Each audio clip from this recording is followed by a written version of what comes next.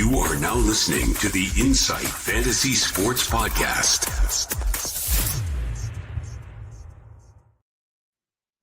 All right, welcome. Here we are again. The first major, Saturday of footy. Just finished watching one hell of a heart racer between the Swans and Brisbane, the grand final rematch, and that went well for my boys. Nathan, good to have Saturday footy back. Yeah, we got footy for about 8 hours straight. It's just what we need. Yeah, I think he said it was like 12 or something. Lots of fantasy relevant games too. Mm-hmm. Plenty of kids getting through, putting out the numbers we need and put out. So it always makes it a good watch, even if it's a blowout of a game. Watching for myself, never go wild for the Cats was lovely. Mm-hmm. So obviously, Hopefully tonight's games, nothing changes. I think we've both got 8 players across the 2 games tonight. We do? Well, I was just going to say that obviously we've been talking about it all day, but give the guys a bit of a recap of how you're sitting. Yeah, so right now across my team, I'd say Nevitt's probably the highlight as a unique pick. Feeling pretty good about that one. Mm-hmm. Not too many players disappointing. DeConing went really well, 124. So hats off if you're one of the 18% of the comp that's gone with DeConing. Well, you should be. Should be. I could understand you not going with it. There was a bit of doubt around his role. But if you've got him, that's a big ticker at the start of the season. Mm-hmm. His brother Tom did his job on Thursday night in what was a pretty ugly game for Carlton in the end. I've never seen him crack under pressure so much. That was tough to watch. Yeah, how good would it be if you were on the Richmond side of things, though? Exactly. Yeah. All their odds up for when will they get their first win? And it was paying, what was it, like $10 for they won't get their first win this season. So, yep. Yeah, good on everyone that got that tip up, or everyone that forgot their tip and automatically started the season. Strategical DNF. No, it's always good. What else we have? Baslenka, 126. Just we all knew that was going to happen, didn't we? Mm-hmm. Anything else? Will Day, underwhelming, but again, because of round 0, you're very, very happy to just have him in your team making money. Same for Roberts. Couple of rookies went pretty good. Lawler went strong. Trainer, Reed. I don't think there's been too many disappointments in terms of rookies, has there?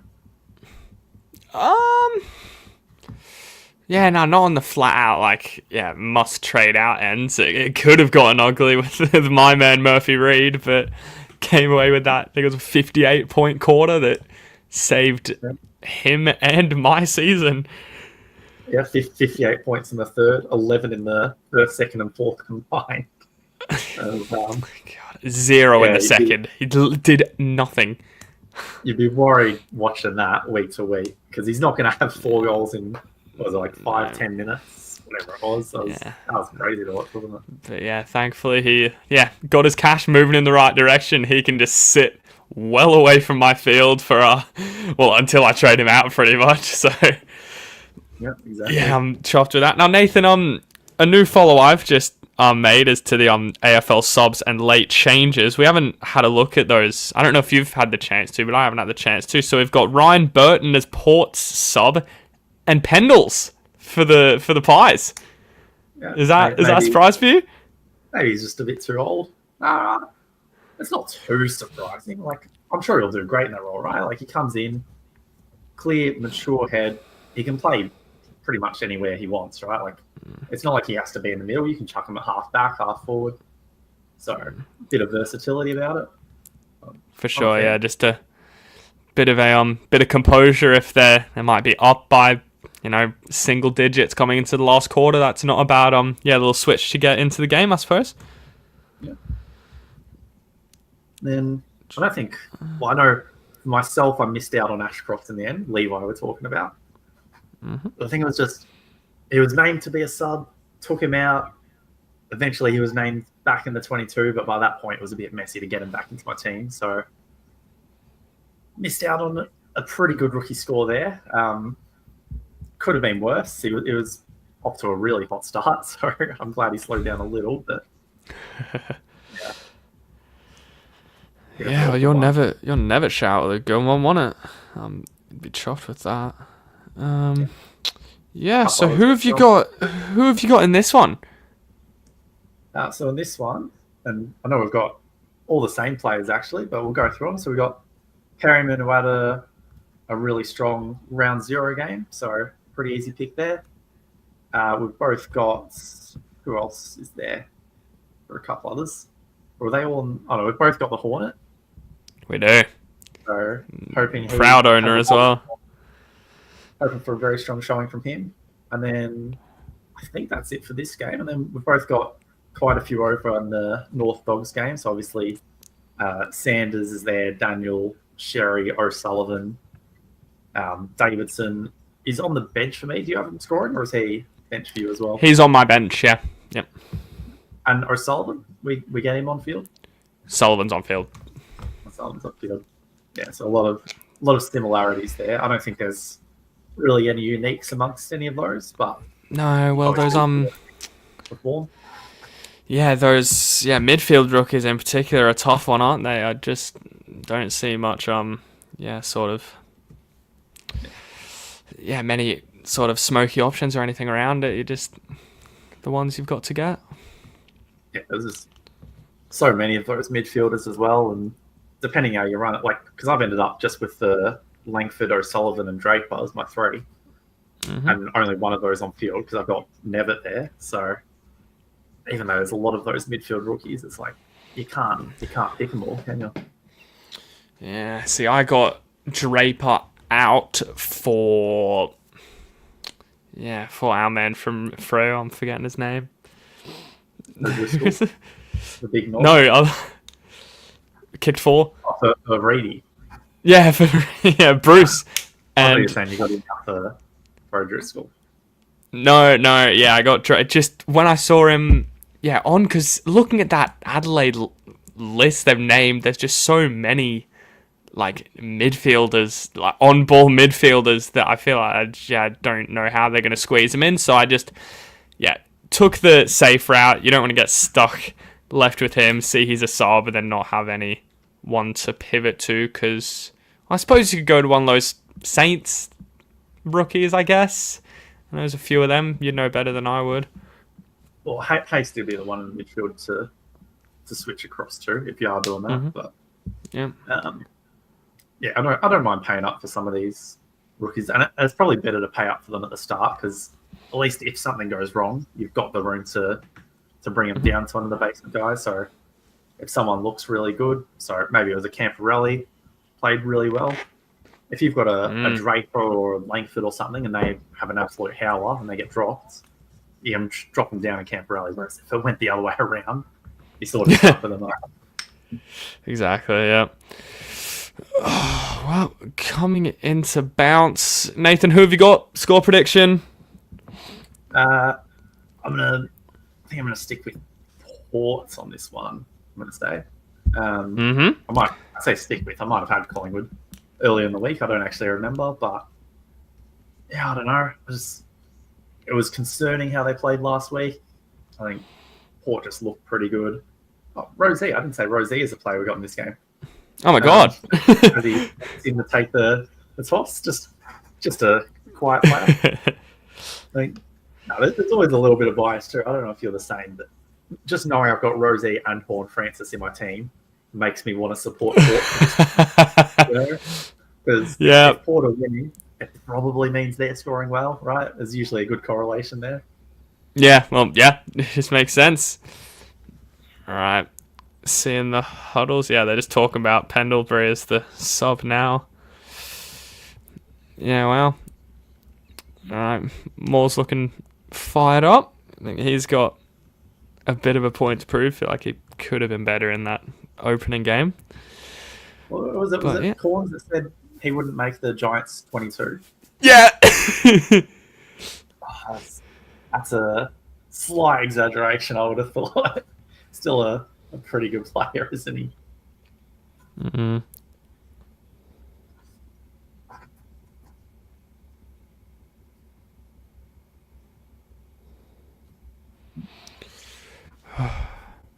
Alright. Now, There's our men. Got the Dogs North game as well, just on the side. Zoomed in on the helmet. Oh. Yeah, zoomed in. Well, double, I should hope, because that's what's happening to our points with him. Yeah, exactly. I just couldn't do it. I wanted to. Maybe in another life I would have gone with Gorn, but yeah, I don't know. Anywho, late night at the G. First Saturday night at the G. Does it get any better than this? Ump walking in, and the ball is bounced for those trying to sync up with us. Early Rosie tackle. We love to see that. He can just keep going 4 points every 7 seconds. That'll be a great score. Mm-hmm. Should have captained him. Exactly. All right. And Dacos with a turnover. Easy mark. Yeah, we're gonna have to have an update on the quarter time and things score of the Roos and Dogs game as well. When we get those. For anyone tuning in, so we're focused primarily on the Port Adelaide v Collingwood at the G, but we will keep some updates on the North early Dogs goal game as we go. Port have got the first. That was quick. He's another one that copped a bit of talk. He was in the gun, Jack Lukosius. New club. Really? That's what he can do. Yeah. Wow. That's what he can do. Responded quickly.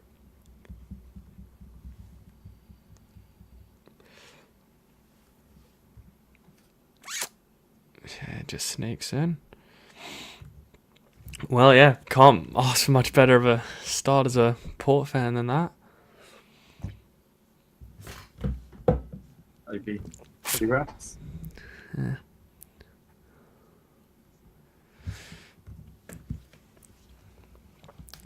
Another bounce. And away we go. Hornet trying to charge on through. Perryman gets the kick away. Yeah, it's plenty of bloody relevant players in this one, aren't there? And a lot of the ones that aren't absolute must-haves, right? Like a Rosé, a Horn Francis, like these aren't locks in your team. Perryman probably wasn't a lock. Like we've got him. We're very happy to have him, but it's not like if a Caleb Daniels gonna play a blinder in the other game where no one cares. Also, in that other game, I've missed the marking contest, but I'm seeing Tim English line up for goal and Caleb Daniels standing the mark. So I don't know if that was a bit of a mismatch that the Dogs worked out. That's a curious one. I don't know. Maybe Caleb Daniels gets some hit outs for us today. He's moved into the ruck. Career move. We could see in the game, Dacos is getting plenty of attention in his matchups. McStay out of the ruck. Can't get online. Yeah, look at this.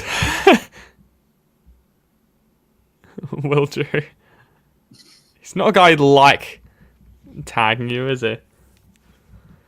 No, he's a good player. And he can hurt you the other way. So, like, he doesn't get the wraps in that Port midfield as much as he should. It's a great kick.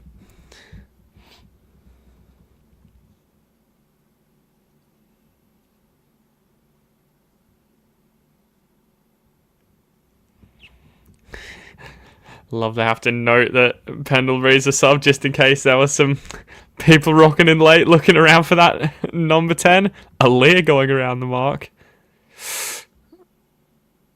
Oh, gotta be marking that. Oh, and that should be a good watch today. Joe Berry for Port on debut. Mm-hmm. Probably Pies are out here. didn't get much of a look for us. Oh, Yeah. oh, dropped. My check. Oh, no. Empty goal square. Just doesn't get the bounce. Yeah, it probably didn't give Barry too much attention this pre-season for our teams, but he played a good game. He was mix. I know Hanley was one I really liked in the game just gone. Yeah, you did. Loving it early. Probably slowed down a bit at the back end, but could still be a trade target for us. Definitely, yeah. Those. It's just a roll with Berry, isn't it? As small forward, sideline can be a stressful watch. Houston with a inside 50 against the old lot. Yeah. There we go. There'll be plenty of... He'll be getting plenty of attention from his ex-teammates. Yeah.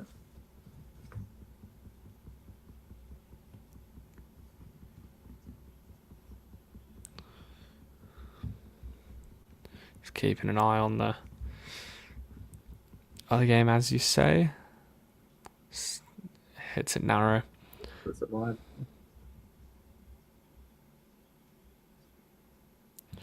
Gee, doing some scrolling to get to X-Man off the start. Darcy's going to be taking a shot to put the Dogs 13 points up early. That's poor. Just Real using the body. End to end in 2 hits. Does Real get there? At least that's it on. No.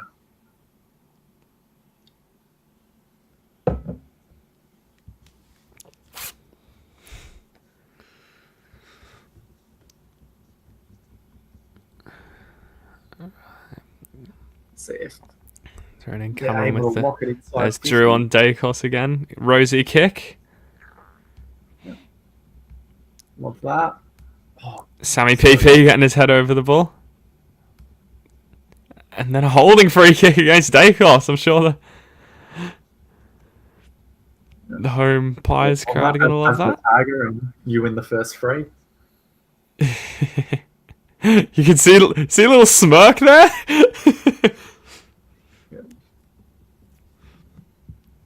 But yeah, it's a reason we don't go Dacos this early, isn't it? We obviously know what he's capable of, but has he got that through? Oh, it's going to feel great in a month or two's time when we bring him in there, won't it? All these price drops, and then watch him just explode back half of the year. Oh, yeah.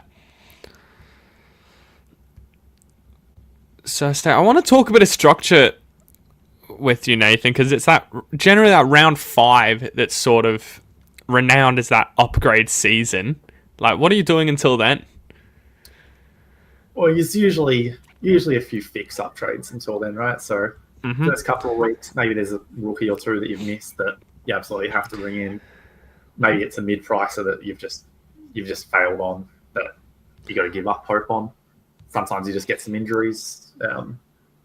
It's just a mixture of all of that, and then by the time you get to, like I say, round 5, round 6, some of your rookies have made their cash. You're happy to move on, upgrade your team on field, because you want to get rookies off field as quickly as you can. So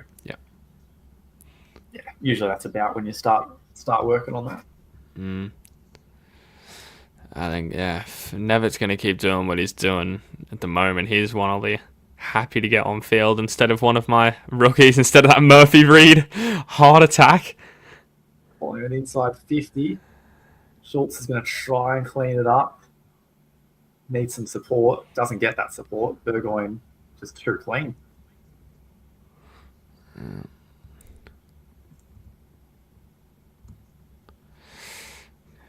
As that Dacos of that halfback roll, short, unmarked, and just shanked it towards the forward pocket.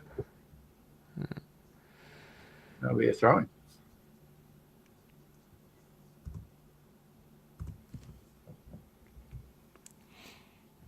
Yeah, it's interesting seeing Finlayson down back. A couple of people jumping on him. He had a monster score against the Saints, but there was sort of 2 concerns. One being St Kilda tends to give up points to defenders really easy, and then also just the nature of the game was an absolute smashing. So one we were happy to wait a week. Maybe he has a strong showing and makes himself a great trade target. Although handballs like that don't help him. And the former Saint gets his... I don't know if he got one last week. That might be his first as a buyer. He did get one last week, can confirm. Now, something else good to check out. Yeah, that moment will be highlighted, I'm sure. But something I wanted to check. Had Port gone with both Ivan and And Sweet or not? Have another look at the team list. So this is Sweet starting, and yeah, nope, sold on the emergencies. Yep. There you go. Still can't go for Sweet just because of that looming threat. Yeah, exactly. Strong start for Rose for us. Horn Francis just the one kick. If he could get a bit more involved. Mm-hmm. Another bounce. And there's Horn Francis getting a bit more involved. There it is. Still in there.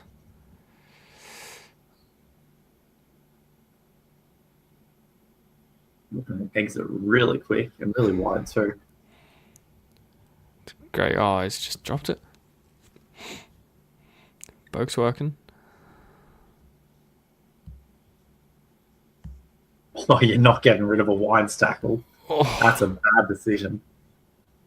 Drew's out though. Can he get that short chip pass? He can. Remember, he's going to go for his second. Yeah, well, that was a brave decision to take on the tackle.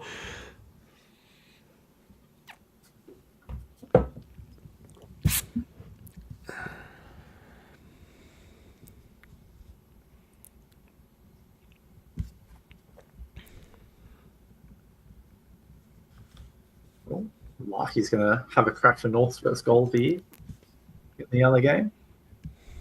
Oh. And Membry. He's a very good set shot. It's one thing for years watching as a Saints fan. The amount of players we've had that just couldn't kick straight. And he was a reliable 70 or 80% for these set shots. Like, just a great viewing. God. Powell on a 23 early. He was one that we were just looking. We just needed a reason. It was like, give us something so we can pick you, and yeah, might be pulling up this something. Yeah, you need to see it before you bring in a player like that. Mm. So far, we're seeing it. See if it's a 4-quarter effort, he might slow right down, but yeah. Hot start. Sherry on his 17. That's just what we expect. Caleb Daniel 14. Sullivan up to a 9 earlier. Pretty happy with that. Freya on an 8. I know that was one. We both had in our teams at one point, probably in the last week, and then just didn't make the final cut. Who was it? Sorry, Freya. Hmm. Yeah. Just I don't know. Maybe it's just not quite comfortable in Bevo. Juan Francis across the defensive 50 and kicks one out on the full.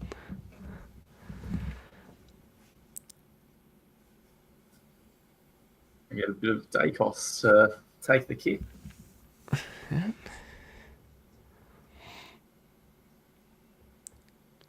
It's just going to be a free kick against Collingwood.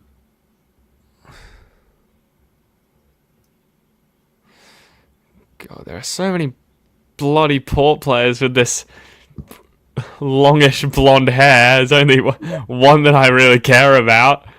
There's a couple of times you look at it, you get ready to make the Hornet call, and then... Yeah, it's like that with Geelong and the amount of their blonde-haired yahoos as well. I appreciate Nevitt's blonde hair, because it's bleached enough, it stands out. It is, yeah. Don't use it. But the rest of it, you got, what, De Koning, Blitzarves, Guthrie... Both Sorry, Guthrie's, yeah. forgetting. Dempsey's there too. Dempsey, yeah.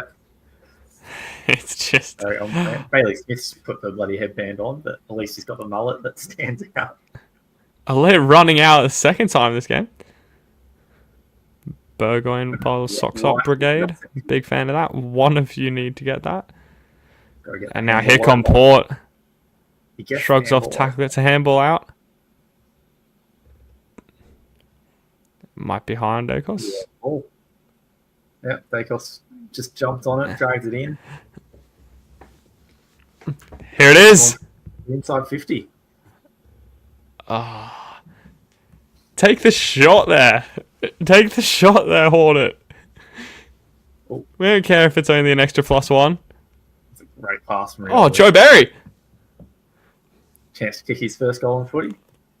I think, is this his first touch as well? I haven't noticed him get the ball yet. Yeah, it might be, if not one of the few. Let's see. Welcome. First Hello touch. to you, L40 edits. And can Barry perform on the big stage? Just drags it. Yeah. Never quiet online.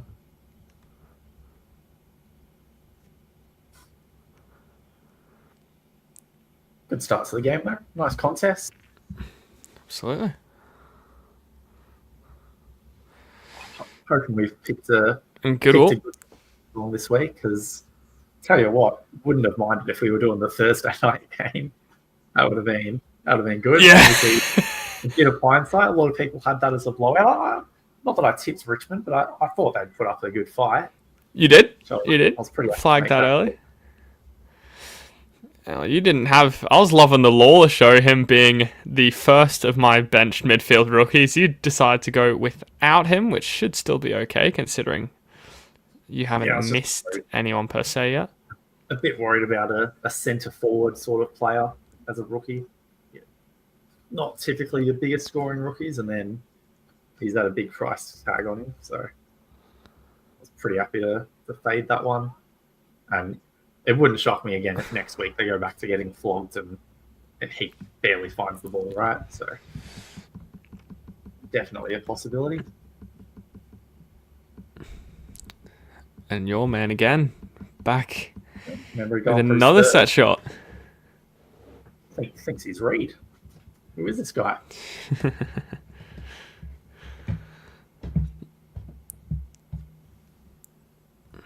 And he It's another good comes. keeper goal. Yes, never missing that. So what, with the amount of injuries Saints have got this pre-season, it's hurting watching Membry out there healthy. I understand the list, man. It's not that he wasn't best 22. It was just you're wanting to get games into your Caminidis and Sharmans and whatnot. But man, does it still sting when you let one of your senior players go? Yeah.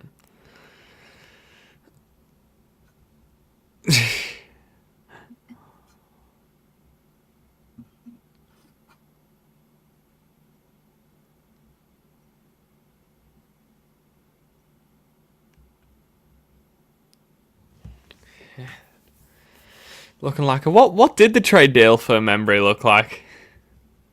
There's no trade. It was free agency. Oh wow. I think from memory, St Kilda were willing to offer him 1 year. Collingwood offered 2 and a bit more money. And it's willing to go. I think it's one of those ones that's sort of best for both clubs. You know, like Collingwood is still a chance to compete for a premiership right now. They're trying to have a crack. St Kilda are trying to rebuild. So a senior player like a Membry just on the outers a bit.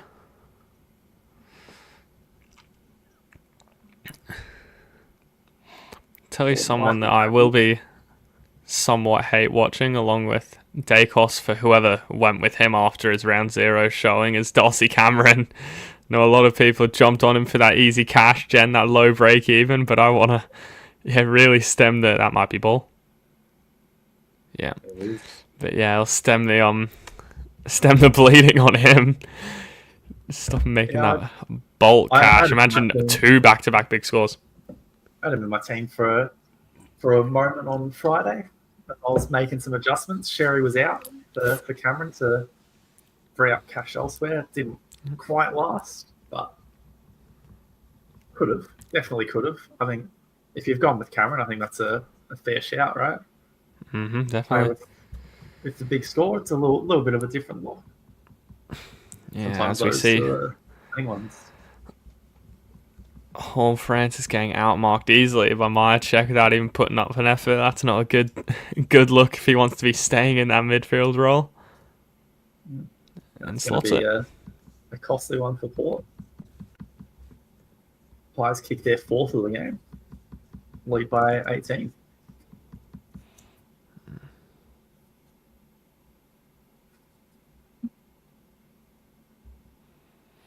Little update. Jerry has not moved from his 17 since our last check, Nathan. Yeah, he's been a bit quiet. Probably a little underwhelming, but that's fine. It's not a bad score. We're halfway through a quarter, you know.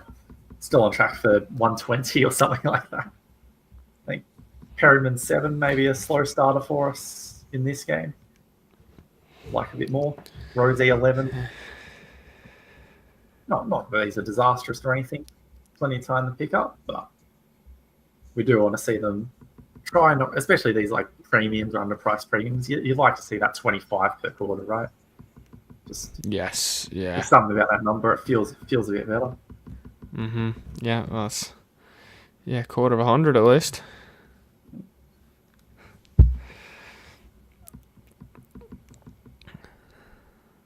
Port is looking to control the ball a little bit. Down by 18, not the best start for them. So we want to see a bit more of Rosie and Horn Francis in these chains. Yeah, absolutely. Well, where's Horn Francis top of screen? Doesn't look like he's really wanting it. Houston, back to Cameron.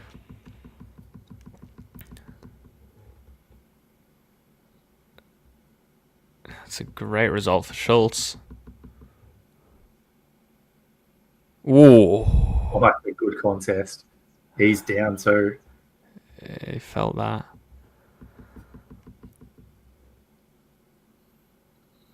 Just tap that. Nah, it won't be.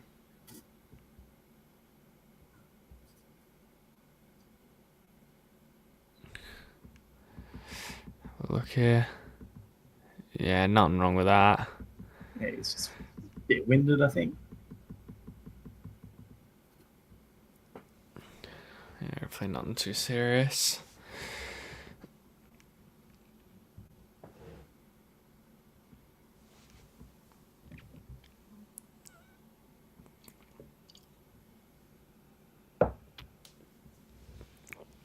Yeah, nothing wrong with that. Just a fair contest. Pendle's in the vest. See if that's something they do throughout the season, or if today is just a bit of an outlier. Who knows?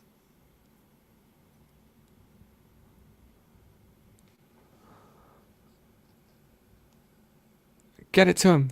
Well done, Rosie to Horn Francis. That is lovely. Go back inside to him. No. Oh. Georgiades going to wrap our up inside 50. Yeah, did the hard part of getting more out of the way, and then just forgot to chest mark the footy.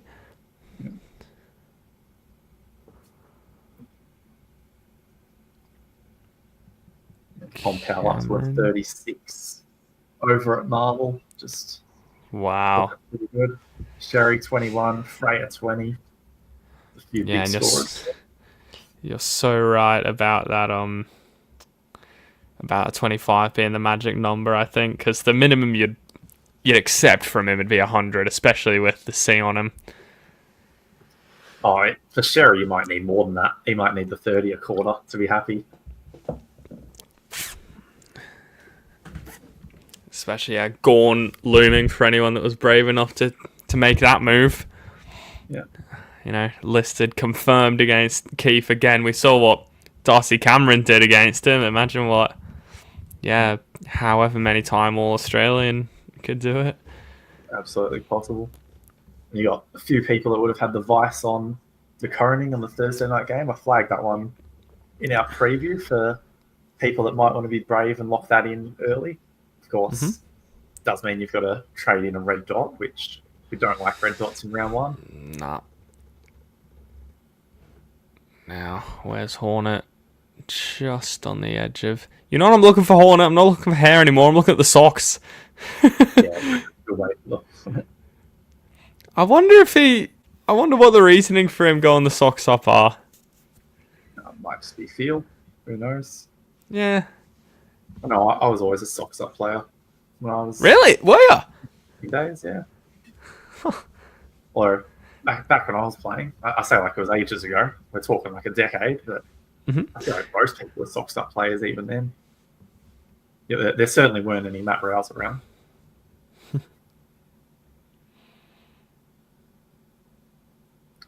Big sweet kick. Port's second goal, bring it back to a 2-goal deficit. Pretty easy Straight shot. through. And it looks like an easy shot.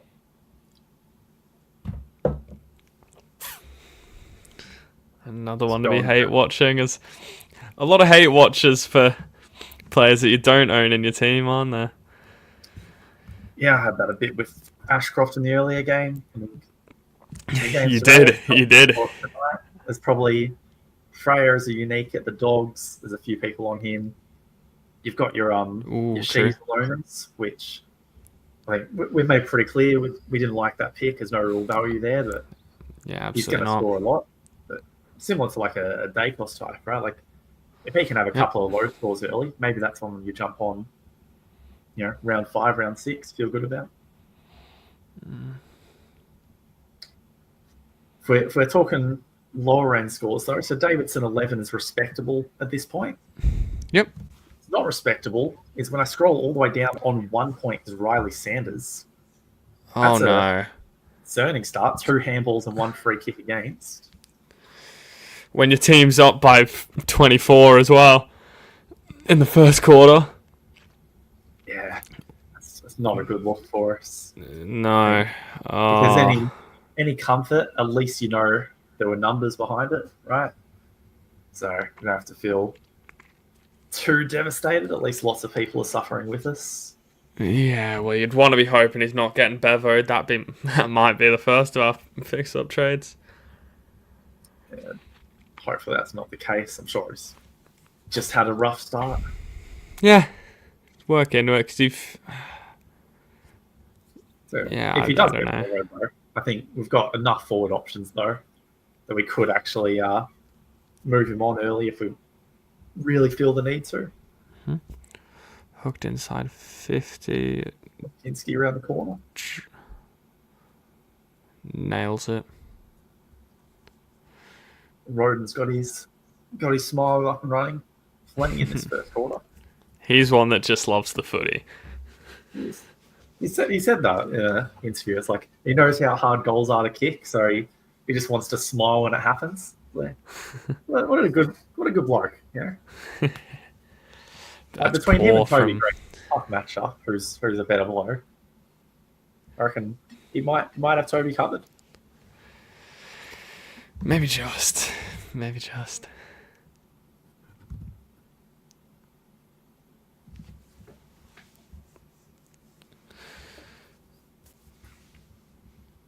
Dogs are going to have a chance to go 5 goals up. Could be a long season for North. They're going to get smashed by Bulldogs reserves team pretty much. Yeah, Jay. Saw their list of injuries. A few out, aren't there? Oh, there's heaps. There's a Rosie tackle for us. Early Lovely. on in the season. Lovely. And let us know in the comments, guys, who are the players you're watching from this Port Collingwood game for your teams as well. I'd be happy to jump on to keep a special eye out for them when they're racking up their points. But yeah, certainly some special attention going to Rosie and to Jason Horne-Francis when they're getting the footy, because they're the ones doing it for our team. And there's Houston getting a bit of a rap as well. Just a slow start. I've literally forgotten about him because we haven't seen. Oh, he's dropped it again. Yeah. Oh. Oh no. He's going to get a bit of consolation from his teammates after that one. Gosh.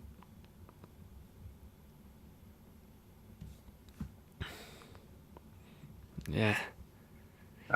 That's really poor. Lockie Jones 2 in a row. Look at this. Straight. It can't ask for any more than that on the... Great finish from Elliott. Like, that's a tight angle. Absolutely. Sets it with his hand and then just finds the angle. That is incredible. Let's get another look at it from here. Jeez. That's a great angle. Oh! That's outstanding. Score review. No. Oh, it's hit the post. Oh! They've taken it from him. No! What's happened to the theatre? Boo! Just tell us it means a Hornet or Rosé gets a nice +6 here. All will be forgiven.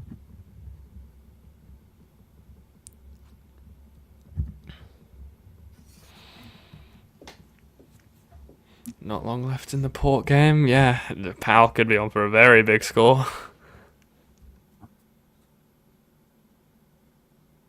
I feel like it's been a pretty low stoppage game. Pies versus Port so far. Not helping our midfielders. No, yeah. Well, we'll hopefully see that slowing up. But yeah, as you said, a lot of the main scorers are forwards at the moment.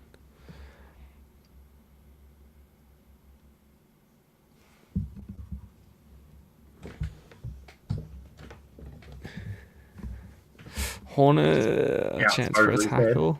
Yeah. Now is he getting out Mark? No, Boak back in. Side their defensive 50. Looking for an option. Pointing to the wing. Not going to find it. Obviously not. Crisp sending it back the other way. Membry looking for another. Alaire. Now this could get ugly. Oh. Yeah, you could see it coming. Yeah. I loves it. Have the bingo wings out. Yeah, absolutely.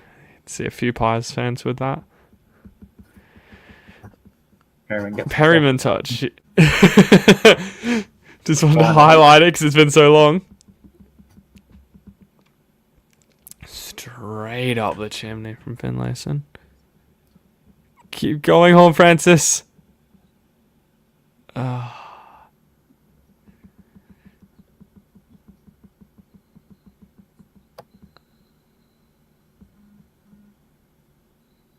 Yeah, midfield's definitely missing Butters in it, isn't it, at the moment? Yeah. Well, he's the most in and under out of them, isn't Might he? be a high. Not to say a Horn Francis isn't tough, but he's probably better as the first receive sort of option, isn't he? Yeah.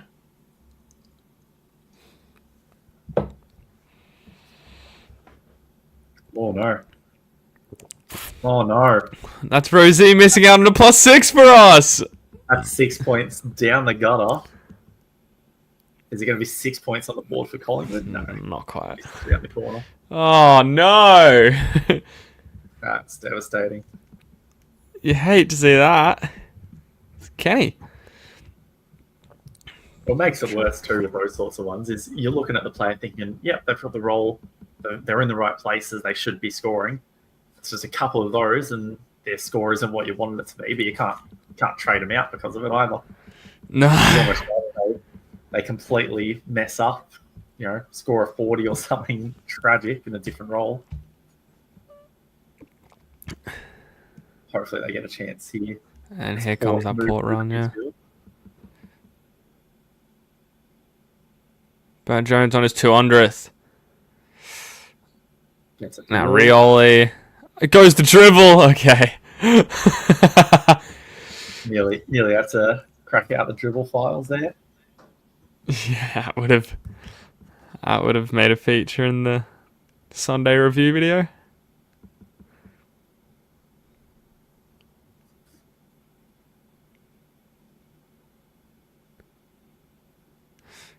Yeah, it's lovely and slid in. Good forward craft. Yeah. Horn Francis 14, Rosie 17. Mm. Not what you want.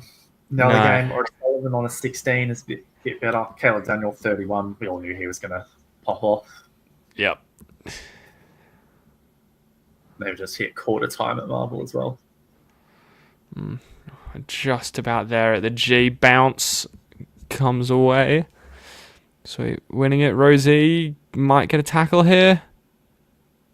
Nope, gives away a free kick. It's just been one of those quarters at the moment, hasn't it? Oh, it's a rough start for our Port boys.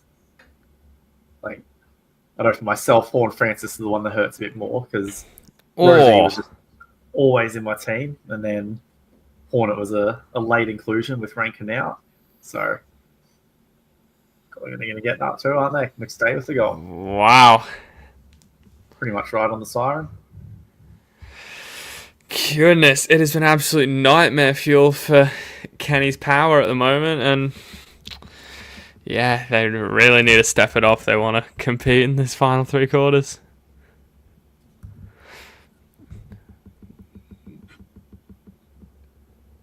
I might have to dip out for 1 minute. If you would like to keep our chat entertained for a moment, I'll be back in just a sec, guys. Yeah, I can do that for sure. Just a quick review of the...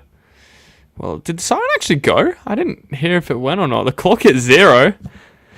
The clock dimed midnight, but the bell wasn't ringing. It'll be... Might at least be a chance for a Rosie or a Hornfront. Oh, there it is. Didn't even go near them anyway. That's first quarter done at the G. Port leading 41-20, as you guys can see on your stream. Now would be a good time to take a look at what the scores are for everyone, I suppose. What have we got? Got a Membry with 3 goals. Yeah, no surprise he's up there. Rockman with a goal as well is going to help him. Finlayson firing off that half back. Saw him take a few kick-ins as well. That's going to be a topic of discussion if he wants to keep on doing that. Here he is. I'm just talking about Finlayson's been doing the kick-outs. Yeah, it's good for him. Houston... So his halfbacks firing, and yeah, just with it being a low stoppage game, I'm not seeing any of those midfielders in the top scorers for the first little bit. A lot of scrolling to see Darcy Cameron on 19. I'd like to see less from him, considering people bring him in for that cash gen reasoning. There's Rosie's 17. Josh Dacos for who wanted to bring him in on 16. I didn't know if he'd be able to do it with Houston, and he's showing that at the moment. Yeah, Horn on a 14's not ideal for him. Perryman 12. Where's Nick on a 9? Yikes. What a interesting quarter for fantasy players, that's for sure. Might as well, we've still got a few minutes. Might as well have a look at the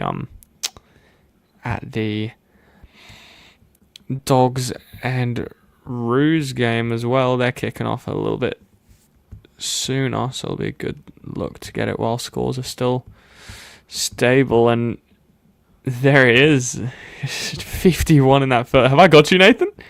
Yeah, I'm back. 51 for your man. It's a good start for him. I think.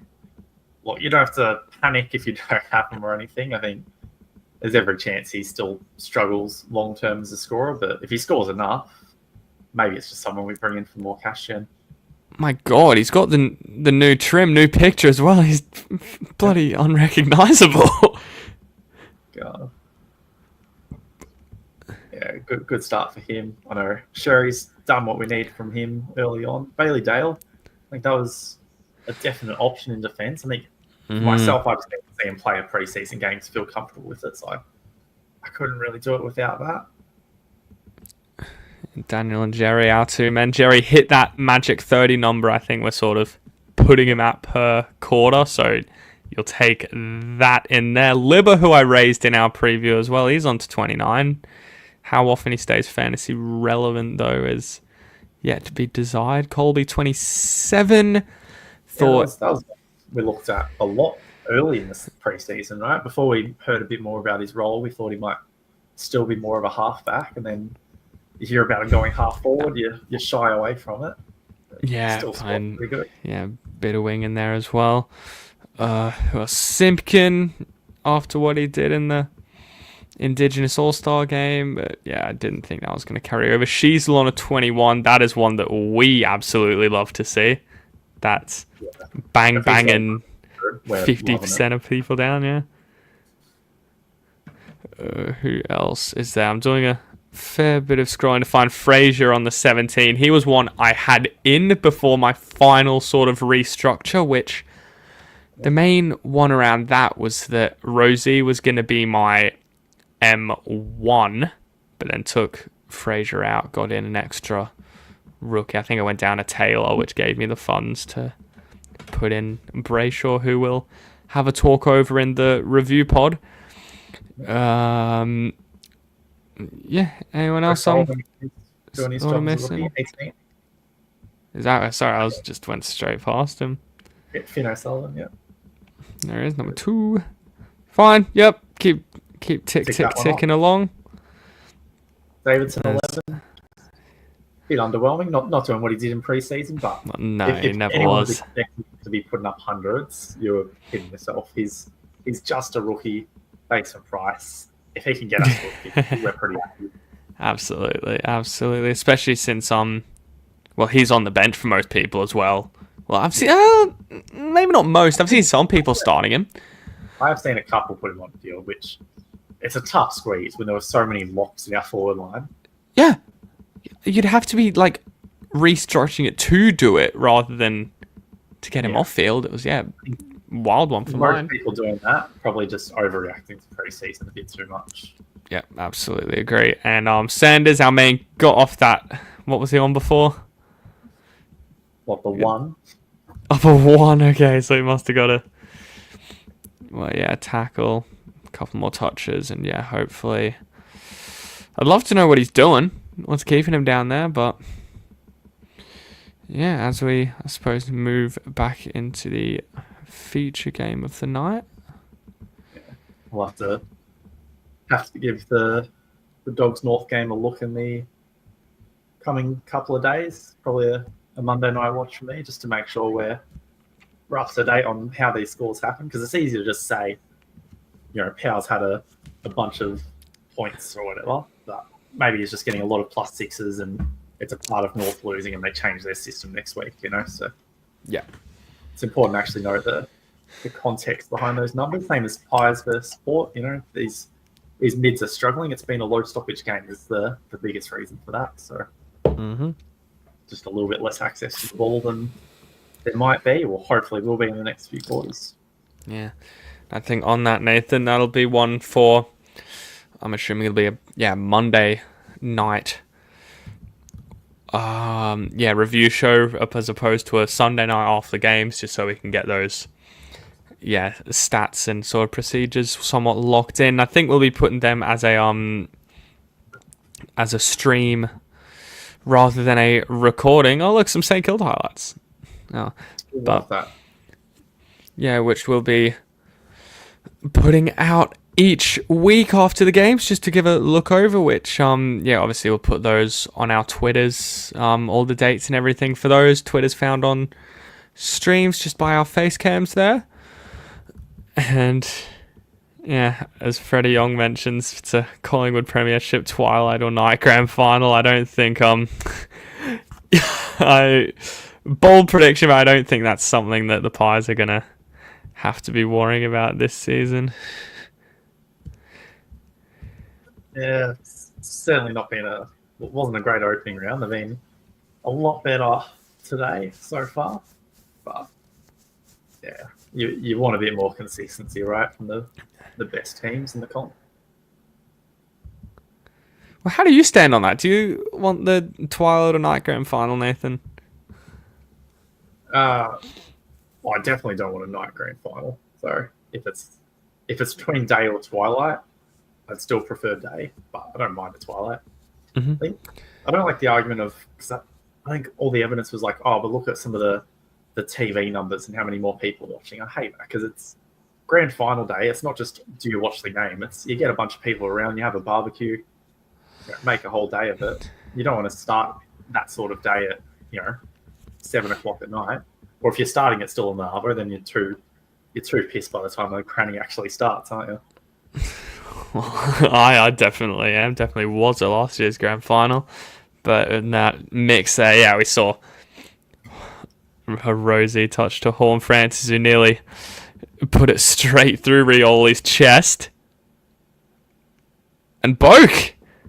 How about that? It's a great little wobbler from just the edge of 50 to put Port within 15 points.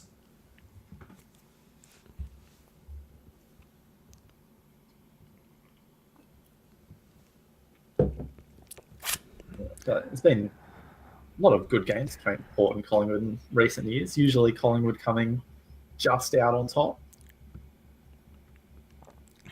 There it is.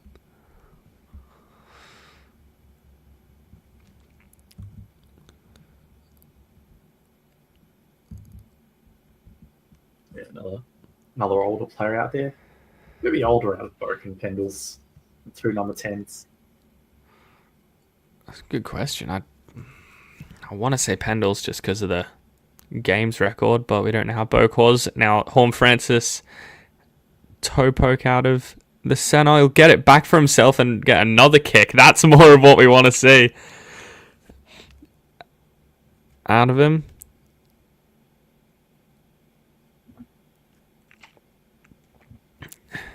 Dacos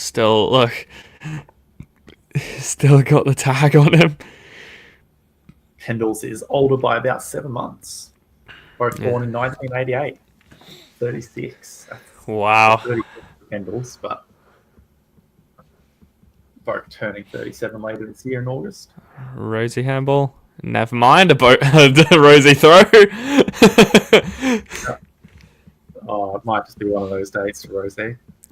I really hope not. It's only been a quarter. Let's not get too down. We're not overreacting. It's just, slow start.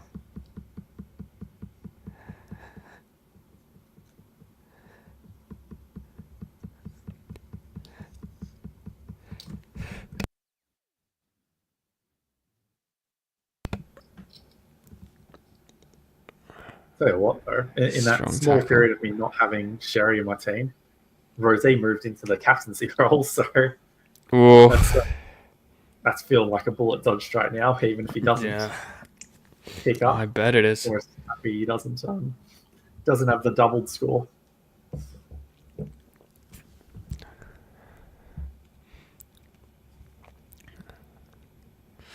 Yeah, it's such a low stoppage game, and is that something we're gonna have to?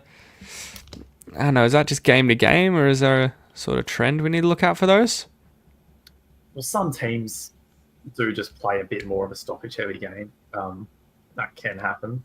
I think St Kilda were like number 2 in stoppages. I think Essendon were up there last season. So you definitely get some teams that prioritise it a bit more, but quarter to quarter, it can be a bit random anyway. Sometimes it's just the flow of the game. Magic Dacos gets it on his right.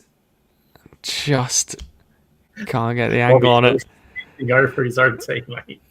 Oh yeah, I think Finlayson was laying in. I wonder if that was a little Kenny instruction before the game, just to, if you're passing by him, don't be afraid to just, give him a little nudge or whatnot. So Houston get another touch. Yeah. Look to go inside 50. Oh. Ooh, that is not a good kick. We had a Rosie touch out of it. Rosie, I was hoping he'd get that back. Brilliant kick. He might get it back. Just not to the direct one too. And he gets the wow. That's a good spoil from now. Really? Yeah, I didn't think he was going to be brave enough to go up there. Not the bravest player from what I've seen, old Willie, but still got that craft nonetheless.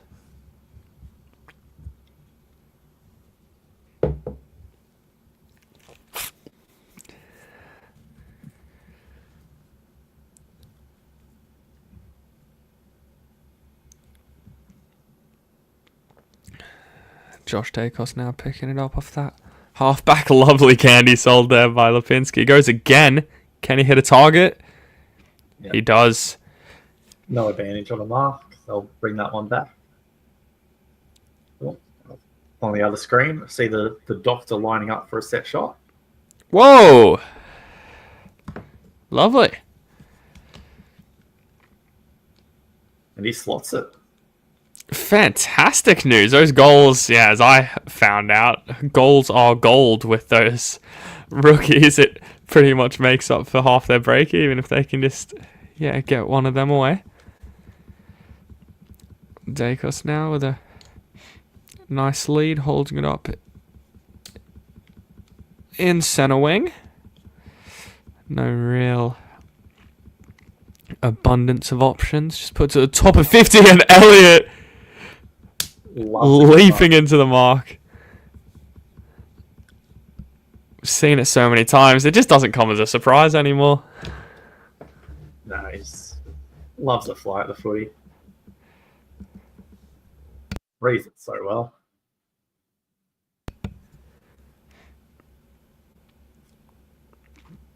Can get the Pies back out to that 20-point margin. Yeah. That he does. It's a fantastic kick.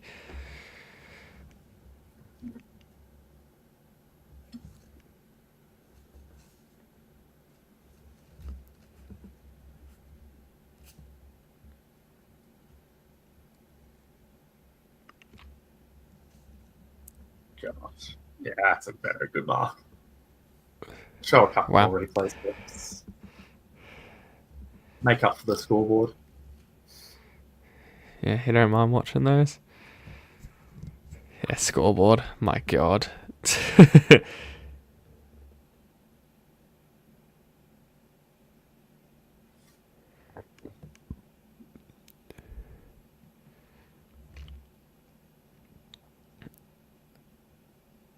Yeah, Perryman just on 3 touches for the time being.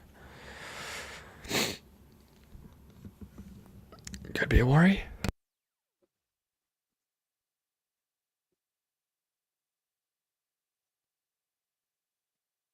Still there in that midfield. Oh, one of you. Oh.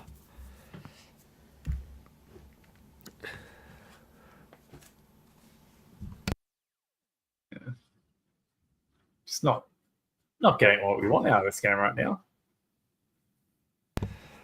No, it's been a bit underwhelming.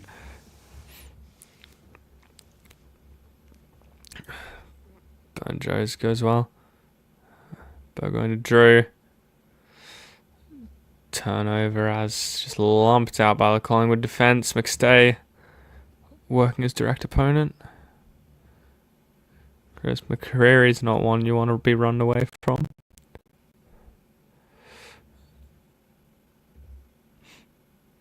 And he's gone.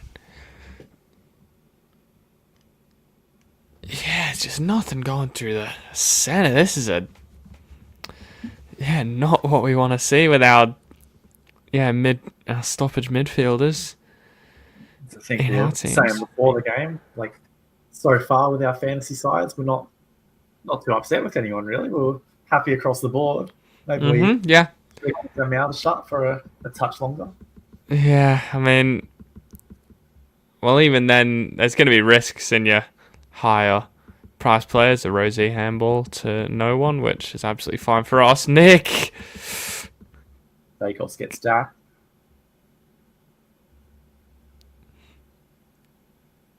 And this is fantastically worked out from Port. Josh holding him up. Jones finally managed to clunk one. That is shanked by Burgoyne straight to Maynard, who's going to get it sent straight back. If Hill can keep it in, which he does, tries to step around his opponent.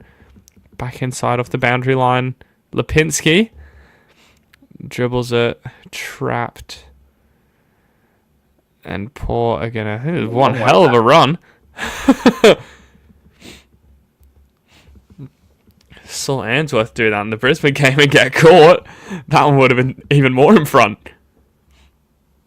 Does that get cut out? Not quite. Rosie gets a nice. Rosie kick, Easy. yeah. Oh, And he's going to get another back one. again. Fantastic. Go one more time. Not quite going to get the tackle stop.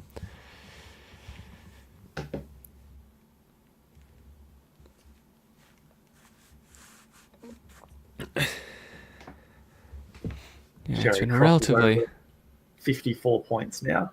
There's still 11 and a half to go in the quarter. Fantastic. Because if Jerry goes 120, Koenig got his 132, and if Gawn goes 150, you're not going to be upset with owning either of them and not going Gawn, just because you know that Gawn's probably not going to stay in your side for the whole year. Or would he be? Nathan, do you see Gawn being a top 2 ruck this year?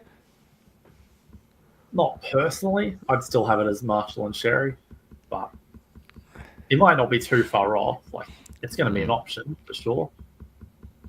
But, yeah. Now, Deckel's been left with some space. Yeah. Probably just too strong. Fantastic. Ooh! Oh no. Not great on the kick. Give Rosie a tackle stat. Harryman, Get off the trip. Yeah, Side bottom. Wow. It's that turnover from Alair. Just looked for the hero kick when it might not have been on. Yeah. Another player that's gone strong in the North Dogs game, Simpkin, did great in that Indigenous All-Stars game. We probably wrote it off because it was a bit of an exhibition match, right? We didn't care too much about it, but 56 right now. He's matching it with Sherry. Damn. Well, it was just that risk with Parker as well. I didn't see a world where both of them would be fitting in. Is Parker playing? See what's he doing? Parker's on a 34 right now, so not really enough for his owners. You wouldn't have thought to this point, but not far off it.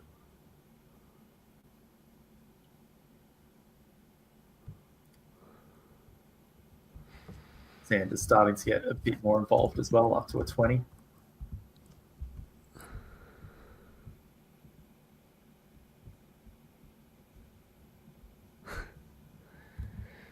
Running around in circles, turns it straight over to Burgoyne. And there it is, Nathan, just on our Rosie with a kick to Horn Francis. That's what it is. Fantastic. Beautiful. Not to cut you off. Yeah, no, that's okay. It's worth if every time I get cut off we're getting +5s, I'll get cut off all day. But no, just saying, Freddie in the comments again saying he likes the 6 p.m. start mark for the grand final. And the famous thing is a sociologist, Mark Twain, says, I like progress, I just don't like change. And he's thinking that 6 p.m. one is progress. I don't know if it's progress. I don't know. I like it being a whole day for a grand final. And then you're not having people rush home afterwards. I don't know. I just prefer it for the day. You can have the prelims as your night games. That should be enough. Not 15 called. And just puts it straight down the throat of Rosie. Don't mind that.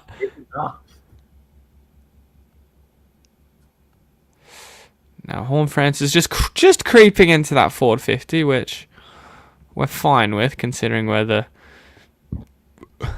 Port players are positioned. Yep.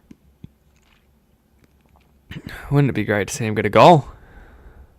Well, here he's chasing. Just a handball for now. Might get misplaced, gets it back to him. He's going to get a holding free kick there, surely. Lovely.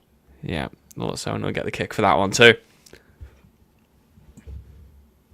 I mean, these players picking up. Rosie now on a 44. Like we said, don't overreact too much on one quarter. He's already on track for what we would have wanted pre-game.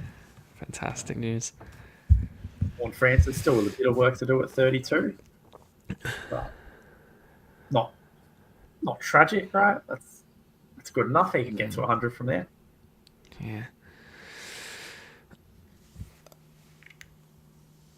I'm just thinking that the other main change, I was mentioning my restructure before, the other main change that got me the cash to get Brayshaw as my M1 before Rosie was getting rid of your man Nazire. They've gone the handball off the set, so it'll be interesting to watch what he does. Left my team as well to get some of these other changes. I mean, just to get some of these other rookies off field. I think he had to go, and just got to live with it. It's going to make it a tough watch tomorrow as a Saints fan, because from a footy perspective, I want him to have as much of it as possible, but hoping we keep going to other players. Rosie gets another touch in there. Fantastic. Can't avoid the ball now. How's our man Berry going now, Nathan? He's got his goal. Haven't heard his name. He's on 29. That's a good effort from him. Yeah. He's going better than Murphy Reid. As Rosie gets another handball out of the stoppage. This is why we say high stoppages is good for midfielders, right? Like, oh yeah, he's not even really done anything from a footy context there. It's 10 seconds off the clock, but he just gets that one little handball. And even with the low... Yeah, I was going to say, with the low stoppage count, there's the clearances as well, absolutely dominating there. I see Wines going to the ruck. Oh, the don't argue from Sammy PP. Well. Going to get back inside. Wines just couldn't hold the mark. Oh, I don't like that from Cal Pepper. He's left the ground for that bump. And here come the pies the other way. Out the back, Membry. Is he going to have my check on? I think he might just be covered. Yeah, we'll need another look at that Powell Pepper hit. That's got to be a suspension, right? Even if the player's not concussed, you need that action out of the game. That just looked ugly, didn't it?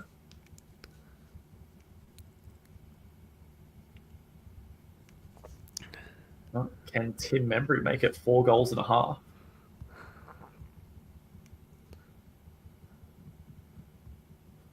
That's going to stay narrow side, isn't it? Yeah.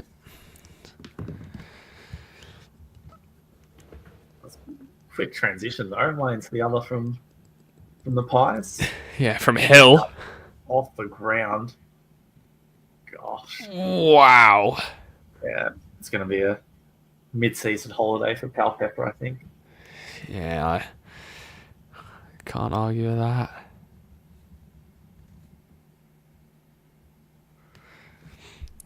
There's more Finlayson getting it. And from Houston, dispossesses the opponent. Oh, just over the top of Horn Francis, just teasing us. Oh, that's a great tackle. It's done well to hold on. Collingwood might be through. Houston just can't quite. Back to McStay, inside. He's going to come back in again. They just can't get it clear. Chris, just a nice little chip pass. 35 out.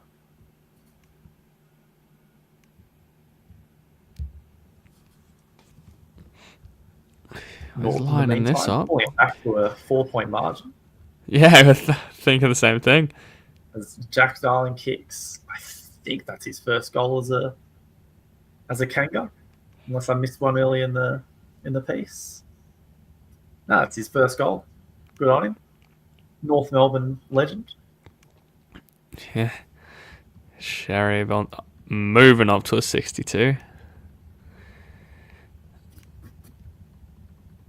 Still with about 5-6 minutes left in the first half.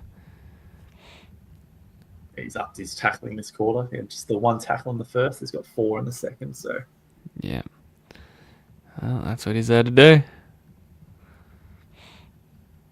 Finlayson up to a 59, and these, is the halfback role real, Nathan? Yeah, I don't know about it still, but if you've got him, be very happy with where it is. I'm still hesitant, but maybe if Sanders does end up struggling a lot in the forward line, could be a move. Maybe. I'm still very, reluctant about it.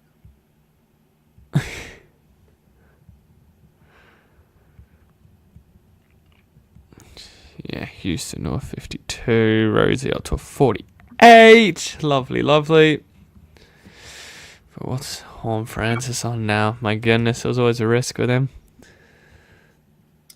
Hornet 32. 32.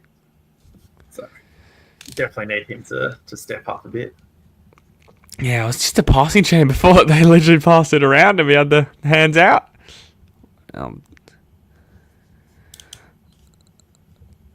Obviously, we know he can, right? And he's a bit of a confidence player too, right? He's the sort that'll have a 50-point quarter in him. He is, yeah.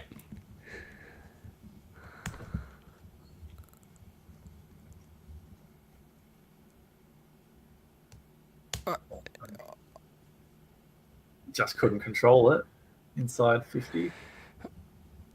Thought should escape.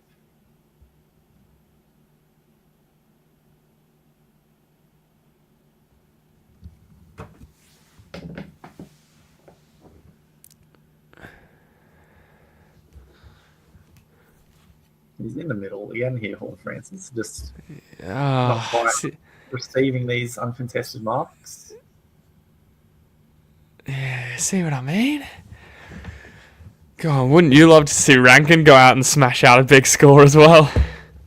Oh, that could be an absolute nightmare tomorrow if he does that. Take him out of my team, and then he goes off and smashes the Saints. That's going to hurt. It's good pressure from All Francis, but not getting points for that. You don't get fantasy points for pressure. It's fun. You don't mind it if it's a rookie player because they're fighting for their spot on the side. Those pressure acts, at least you think, the coach might like that, a bit of job security, but I don't think we're worried about Horn Francis's job security.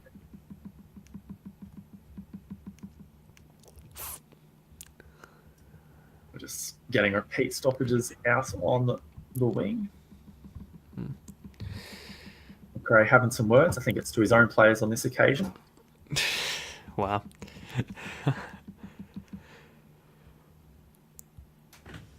It's interesting one, that. How do you feel about that from last week? Well, people were comparing it to Hinkley with the Hawthorn players, but I think they're just they're not comparable incidents for mine, as Horn Francis just misses another one.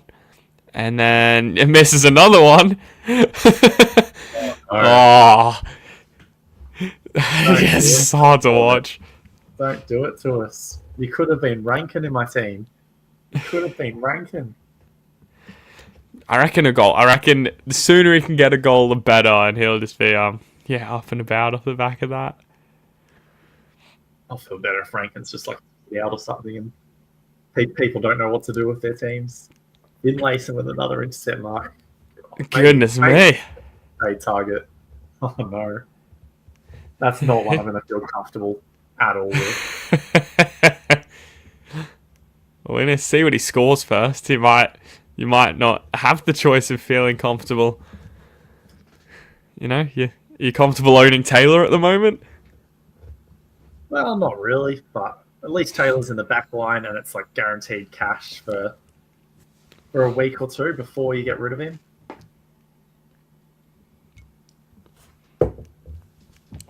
And Dacos will be screaming for a free kick, there's no... Such a cheap player too, Finlayson, like 580k. Oh. Like, you move Sanders onto him, you're making money. So, if we do actually trust this scoring, which... Well, who are Port missing in that sort of back line? I don't think they're missing that. I think he's got this role. Well... But that said, the way they're playing right now, like, he's scoring well in a situation that has them losing. So it's sort of a double-edged sword, isn't it? Mm. Yeah, but he did it in a situation where they were winning comfortably against your Sainers in preseason. Elliot sneaks another one through. Yeah, might have to be someone we give a look. I think he won't go up too much in price off the back of 1 week, right? So you don't have to panic. Same with rookies. If you miss him, you don't have to panic after 1 week. Like, this is what your fix-up trades are for. Maybe we have to get rid of a Sanders early and move on to a Finlayson, which is pretty wild to think about.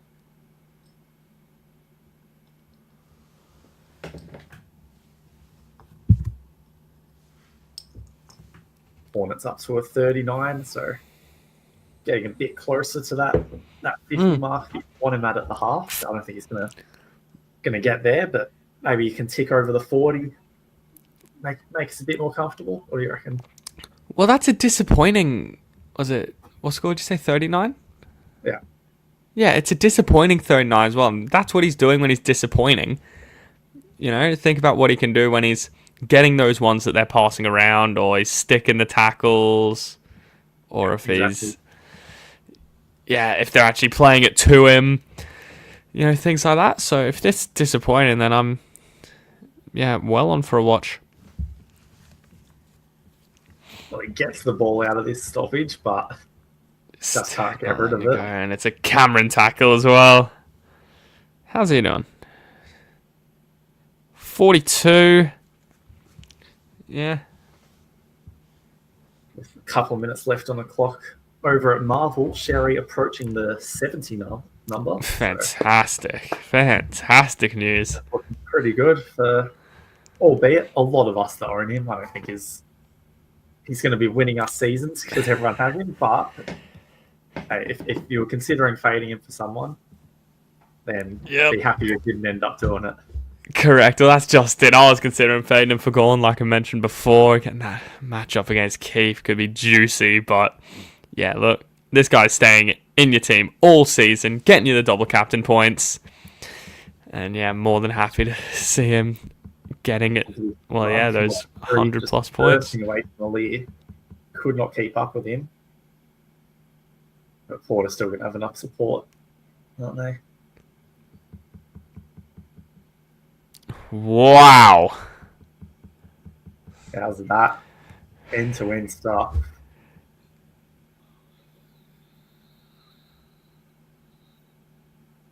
I think Collingwood will try and slow it down for a moment, take a breath. Yeah, you'd think so.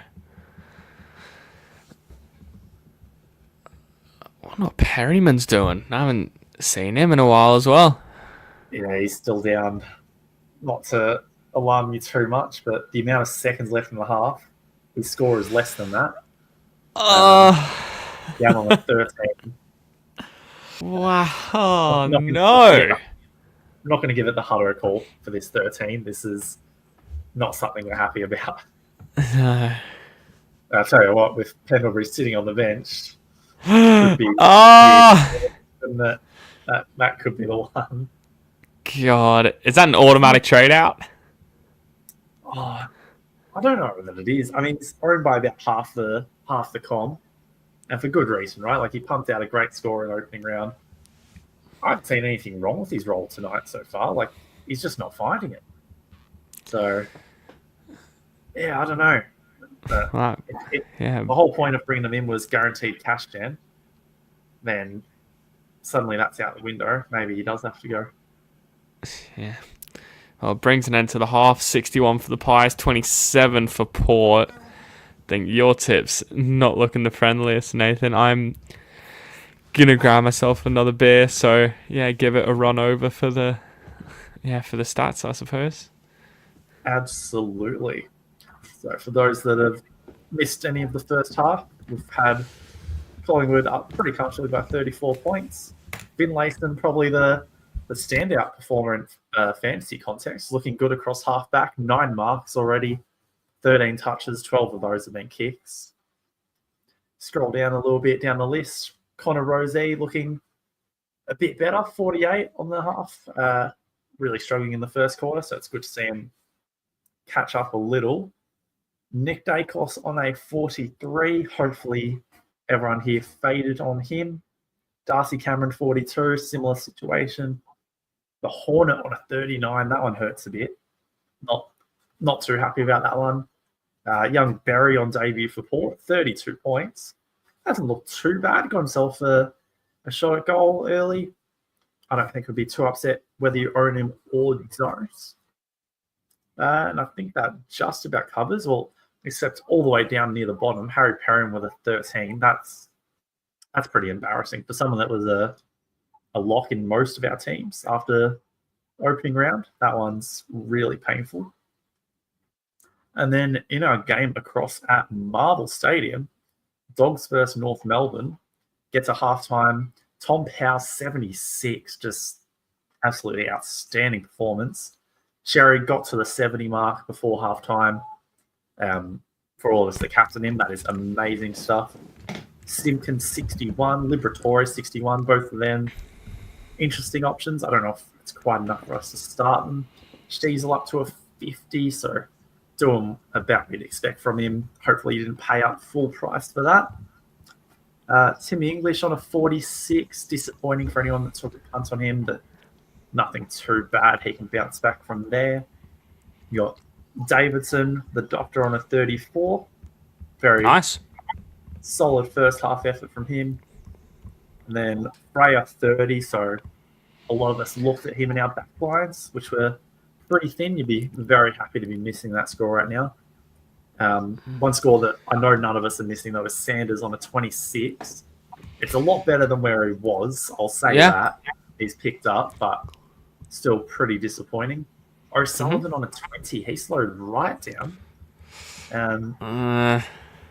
Look, it's not the end of the world at 20 and a half from a rookie.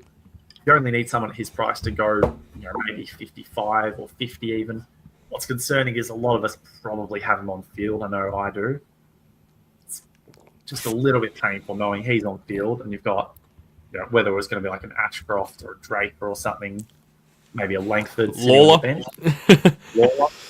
There's a few of them that could have been in a scoring position, so probably a bit disappointing. I think that's most of our fantasy relevant players. Might just break down a couple of the games from earlier today as well, just to give you a very quick recap. Of course, we'll go into a bit more depth in our round one review on Monday night, which should come out on the Tuesday morning. What time do you reckon we'll do for that? Because I reckon we could stream that, and then people would be able to watch in their own one, or watch along with us. I have to have a look at that. Well, if we're streaming it, it's probably going to be round about that 8:30 time, Australian Eastern Standard.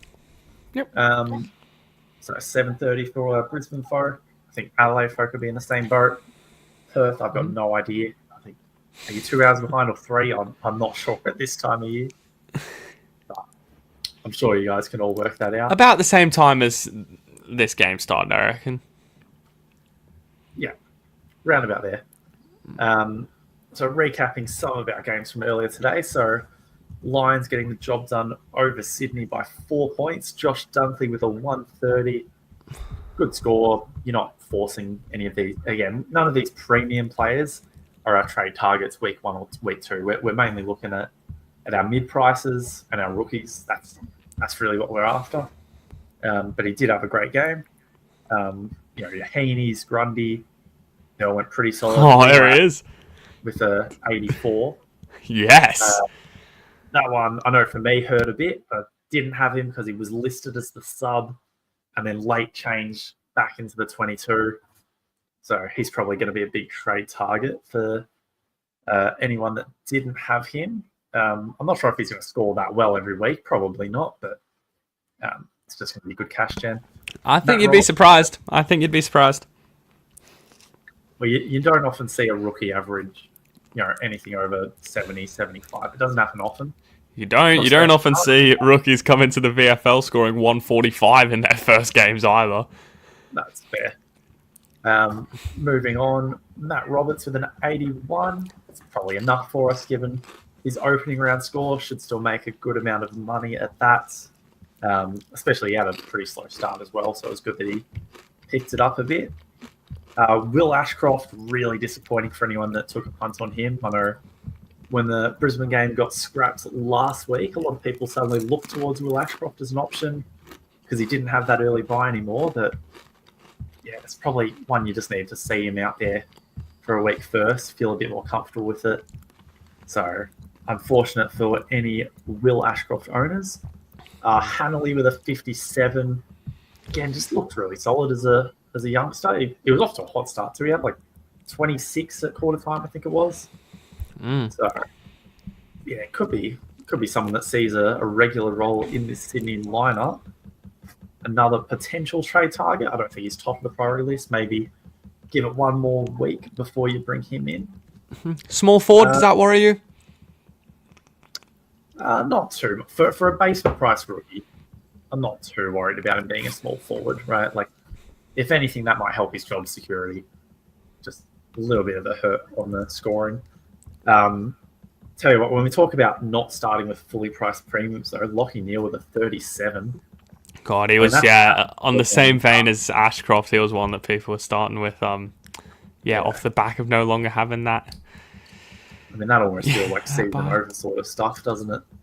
If you have him in your fantasy, it's not quite. We're all going to have a couple of mulligans at the start of the season. You Last year's winner did. Yeah, started Buderick. We're seeing, I know, whereas Magic 1 year missed out on Tom Mitchell, who was averaging 140 across the first month.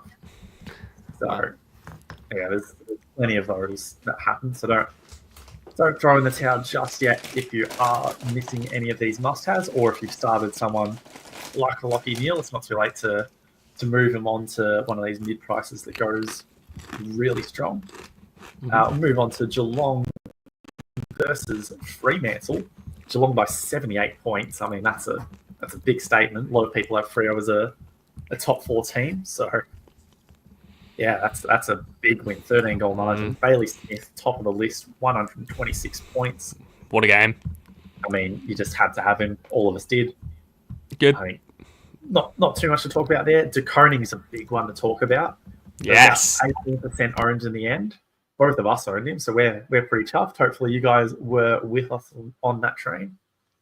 Just played solo ruck. That's all we needed from him, really. Like, he didn't win the outs by much. And I say solo ruck, like blitz ups, chipped in a lot too. But we just mean there was no like Stanley alongside him or anything like that. Yeah, and we saw it. We saw it as well. People needed to see it, and then still didn't go with it. Still want to see it again. I don't know. Yeah, what I think it was with that. The concern was he had the role, but not the scoring in pre-season. But this is why we say in pre-season, it's all about that role watch. You can be a star player, just not put in that effort, not work that bit harder, and he showed plenty of effort out there today. So 124, probably, I reckon he might be top of the list for trade targets this week out of everyone. If you don't have him, I think he needs to come in. I'm not going to put a Bailey Smith in that category because if you didn't start him, there's probably a lot of mistakes in your team. Let's be real. Moving on, Holmes with a 106. There were quite a few people that were looking at him with a thin back line. I think there's a solid argument for it. You'd be very happy with that first outing. Not a trade target for mine, but I don't know if you agree there. Just yeah, no, 2 goals in that as well. Yeah, I don't know if he's ever done that before. He's not usually a goal scorer. I think they said that he hadn't during the game. Oh, there you go. And we know the commentators would never, ever make a mistake, right? So no, absolutely not. Fact. Next name on the list, one that I had, just the 4% ownership. Have your moment. Oh, doesn't it feel great looking at Mitch Nevitt there? If there's anything that makes me feel better about Ashcroft's score, it's the fact that Nevitt was realistically the guy that came in for me to replace him. So, and out of the two, Nevitt looked great. And from a footy perspective too, he looks great. Like, there were some people worried about his job security, potentially being a sub risk, but you looked at him out there. He was among the top 3 to 5 cats, at least for today. I don't expect him to stay that high up in the pecking order. But yeah, great pick for anyone that did start him, and could be a great trade target too, especially if any of our mid prices in the midfield really fail. He's a couple 100K down, so it's a pretty easy transition, I would say. Yeah.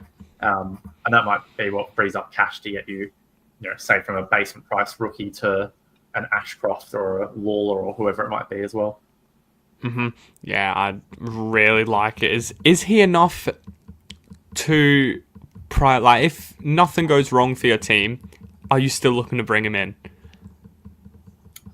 I'd still be looking to bring him in because when we say nothing goes wrong for your team, like I would still move on. Like if I was choosing between him or Levi Ashcroft right now, I'd be bringing Nevitt in. Like I think he's going to score more, and it's not when we say Nevitt's pushing towards mid-price territory.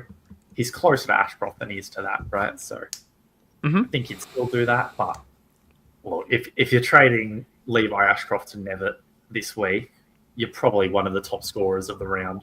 You probably don't need our advice. Let's be real. You're off to an absolute liar in that case. I'm sure most of us will have at least some rookie fixer amongst our forwards or back line to organise. So there's some GWS trades as well if you jumped on a Taylor or even a Lockie Ash. Yeah, exactly.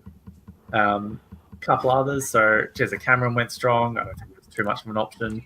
O'Meara went well. Rayshaw 95, a little underwhelming, but it's not a bad score by any means. It's maybe 10 to 15 points below what we hope he averages. And this was a game where they got absolutely pumped by a cat side down in Geelong. So if ever there's a week where you're going to struggle to score, this is it. Tom Stewart 95. I'm probably happy enough to not have him, even with that score. I think, considering how much of it Geelong had, that's probably an underwhelming score for any of us that started Tom Stewart, but not a disaster by any means. If you did have him, you take that score. You hope you can replicate it moving forward. Luke Jackson 93. I don't think that's anything too crazy. Sarong a bit of a letdown at 85. Well, he was in some real trouble in the first quarter or two. Yeah, Nathan O'Driscoll looks a really good pick at 85. I was probably a bit hesitant, wanted to see it before I jump on it.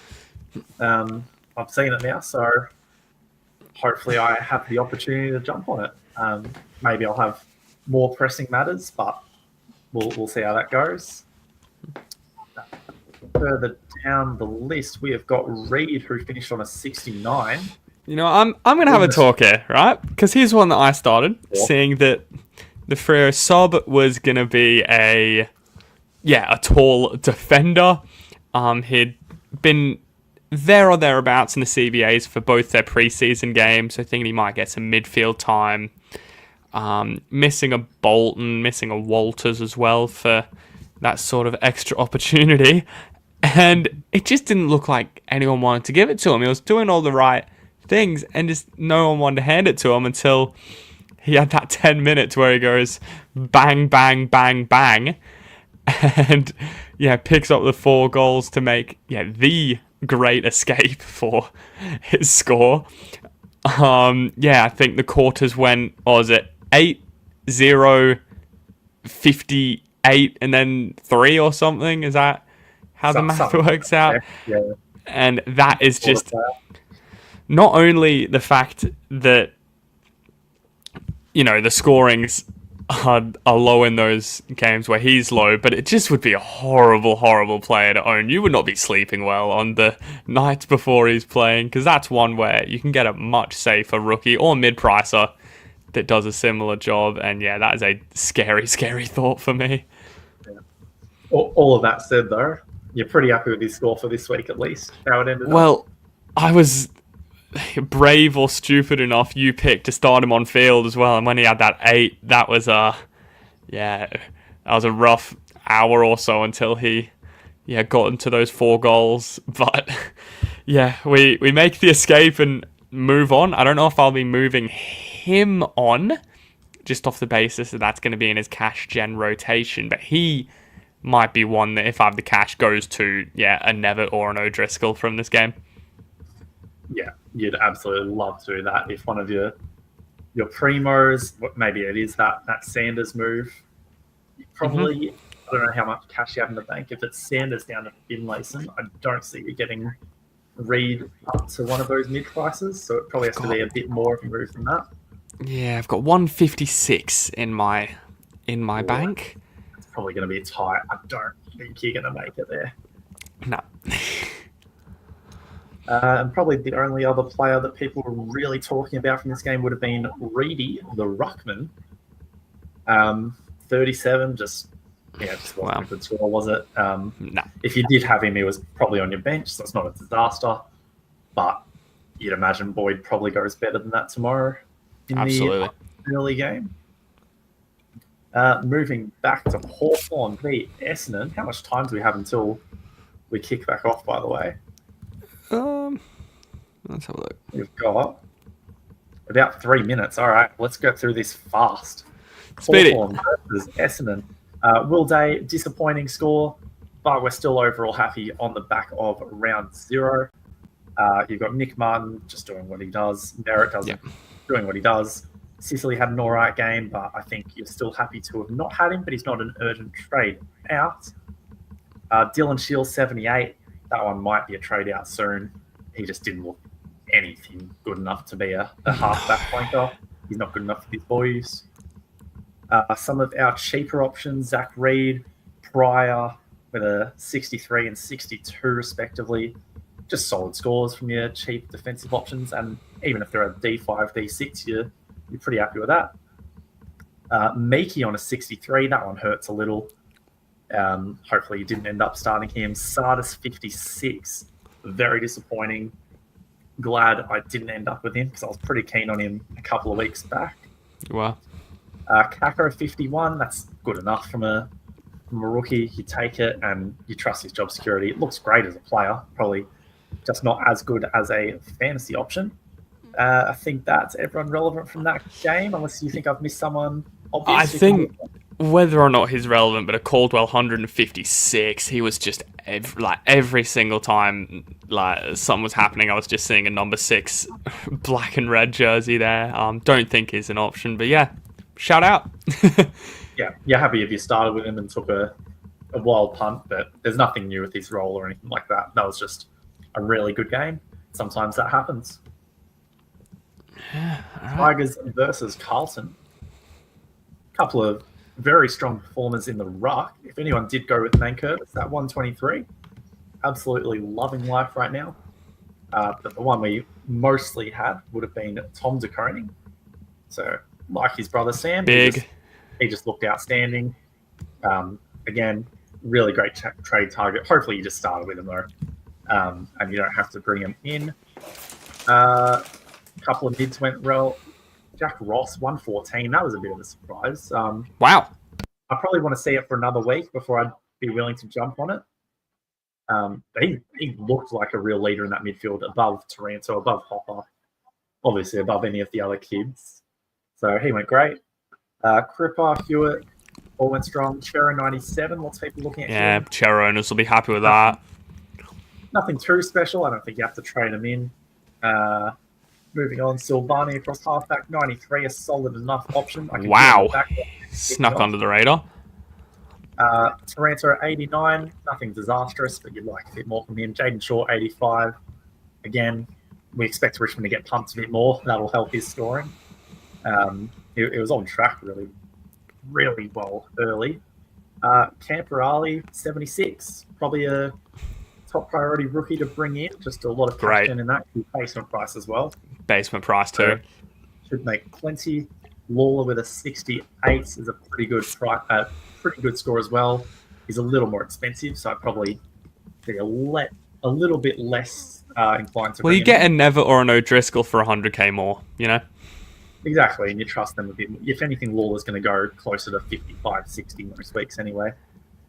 We are bouncing away again. Sorry, Nathan. I'll try and speed through. Trainer, 62. Hopefully a lot of us ended up with him on our defensive bench. He looked a great Juan Francis kick. And I think that's all the relevant players from that game and from the round so far. Let's get back into Pies versus Port Adelaide.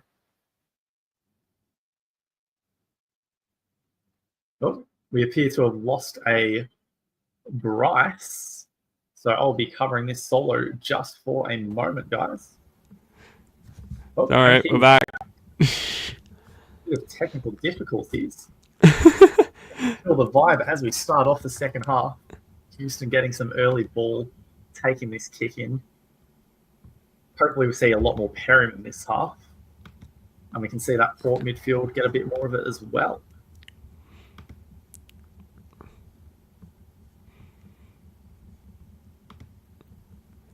Yeah, sorry, misclick from my end. All right, we're good. Has he just left the stream altogether? Is that what's happened? Yeah, I was gonna go back on the Richmond Carlton game and then press back on the wrong window. It just doesn't give you any warning. Rosie kick. Yeah, we got very high production value. Really professional outfit here. Absolutely.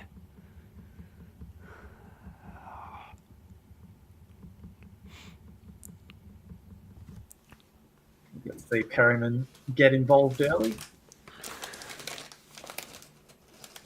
And it looked like God, Finlayson looked at absolute sea. He's not an experienced defender.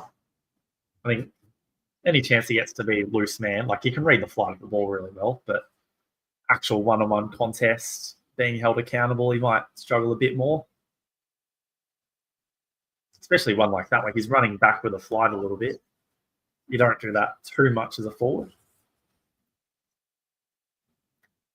Yeah, not like that at least. Nearly 40 points up the Pies. So definitely hoping to make a statement after their defeats in opening round. Who'd you put higher in your ladder prediction out of Port and the Pies? Oh, you're testing my memory here. I imagine it would have been Collingwood. But yeah, I probably should have saved my ladder somewhere, shouldn't I? Might have been a better idea. Well, it should be getting framed, is the thing with it. Should be. It really should be. If you haven't seen, that's our round 0 preview podcast that we put out there with a few of our sort of, less fantasy and more real life footy predictions and bowl calls and things like that.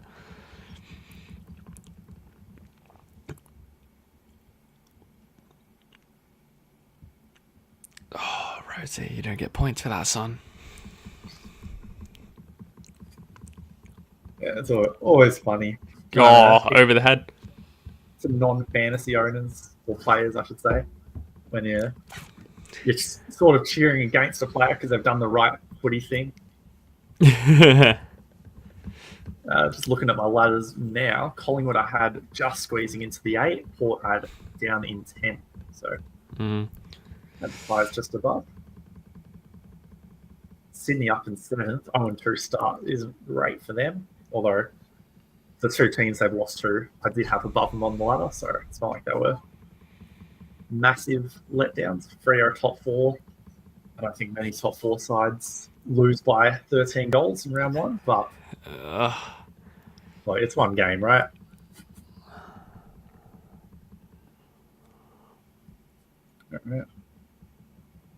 Get it to Hornet. Oh, Rosie, get it out. That's fine. We got it. You got it. Call it out of bounds against him. Yeah. No, he gets the disposal to his name.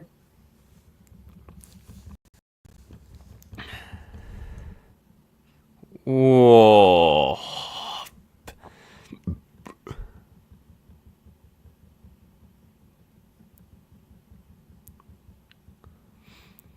Bit of a... could have been a hold on... I think it was McStay from Finlayson, our defensive pillar. Just Rosie? Bailey Dale up to a 72, kicking his second goal of the game. Don't know how often in his career he will kick 2 goals, but getting a bit further forward, I suppose. Not expect that. No. Freya up to a 40 as well. I feel like I remember saying he was a letdown at halftime, but that score suggests he's not too bad. Maybe he's had a hot start to the quarter. Sanders still on a 26. That is a letdown. That's a really ugly score for a player at his price point, and it looks like such an easy lock in our teams too.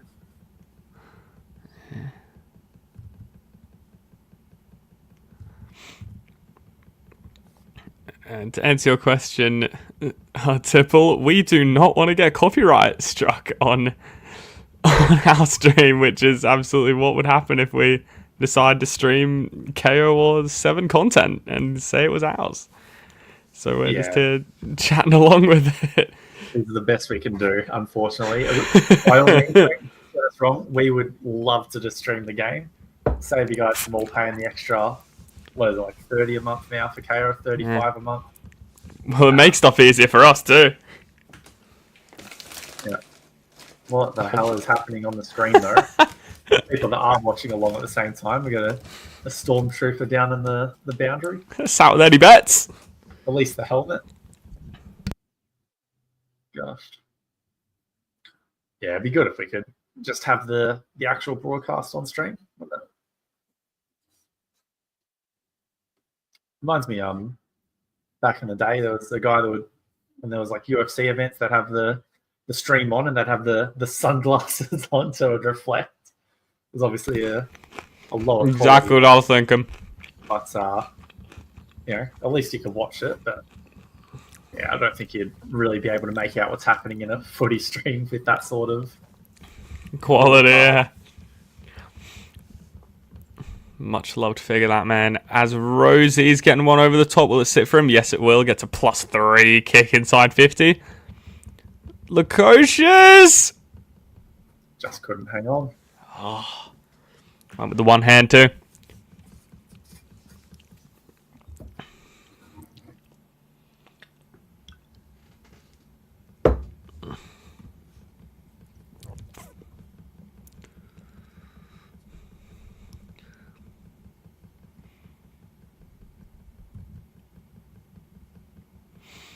At least going to keep that in. Yeah, Wait, not Rosie. I thought I saw a 1 on his back. No, oh, no. That is an 8 in orange boots. Yeah. Well, I saw the 1 and then it shows his face. I'm like, that is not Rosie, is it? More with another innocent mark. He's been good. I'm not the biggest Darcy Moore fan, to be honest, but he's been good today. I think on easier, I think the Port forward line is, especially their tall forwards are a real, competitive one, but he's doing the job at the moment. So it's good for the amount of stick and attention he gets. He's travelling alright. Collingwood looking to move it down the wing. Should be an uncontested mark in the end here for sure, unless it's a free kick against for the block. Looks like they're going to get away with that one. Continue to move it forward. Of course, they love it in this guy's hands. Just goes a shorter pass down the line to side bottom. He should send it inside 50 to the hot spot.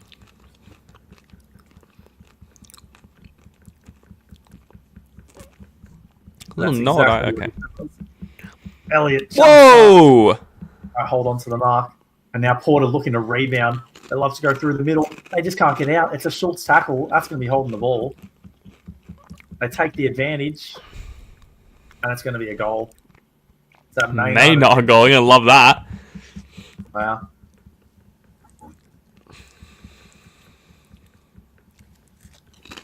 Slightly off topic, but I will say, when you give commentating a bit of a crack, even in this sort of environment, you realise it's not the easiest job in the world. Maybe we're harsh on the Kelly Underwood, eh?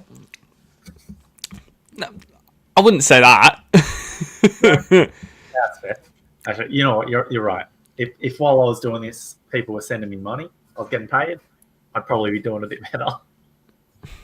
Put in that extra work. I think. Well, we may be having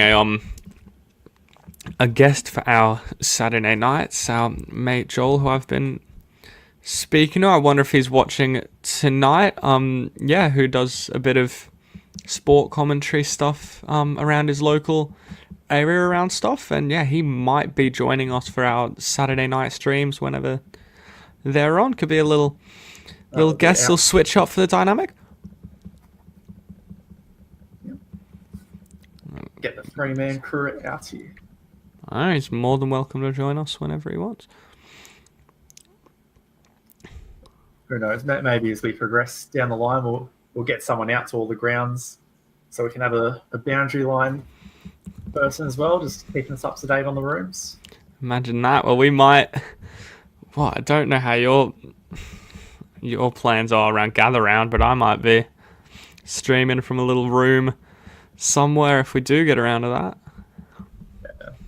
I'm still going to be at home during that Oh, one. not again! I'd love to be there, but I don't know.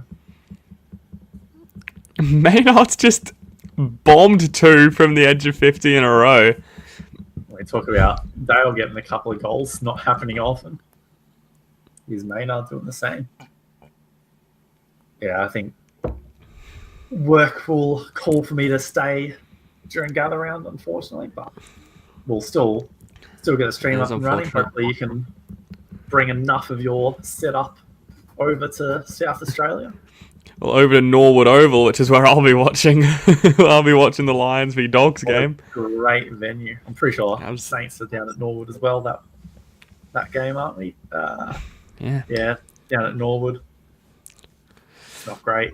Tigers and Freo at Barossa Park. Where the hell is that?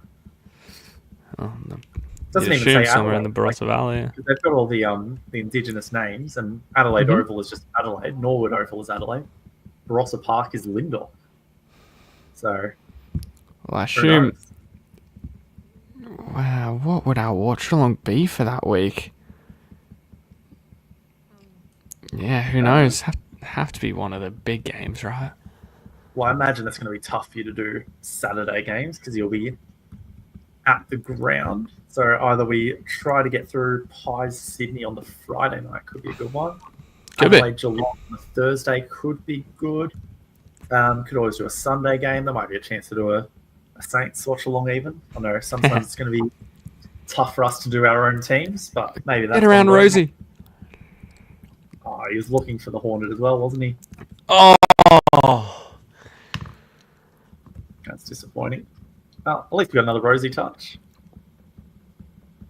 He's really lifted, hasn't he? After his slow start, he's now the top scorer on the ground, 74. That's just outstanding work from him. We just need Horn Francis to follow suit, 48. Not really enough for us at the moment. It's Collingwood continue to work this ball down the wing.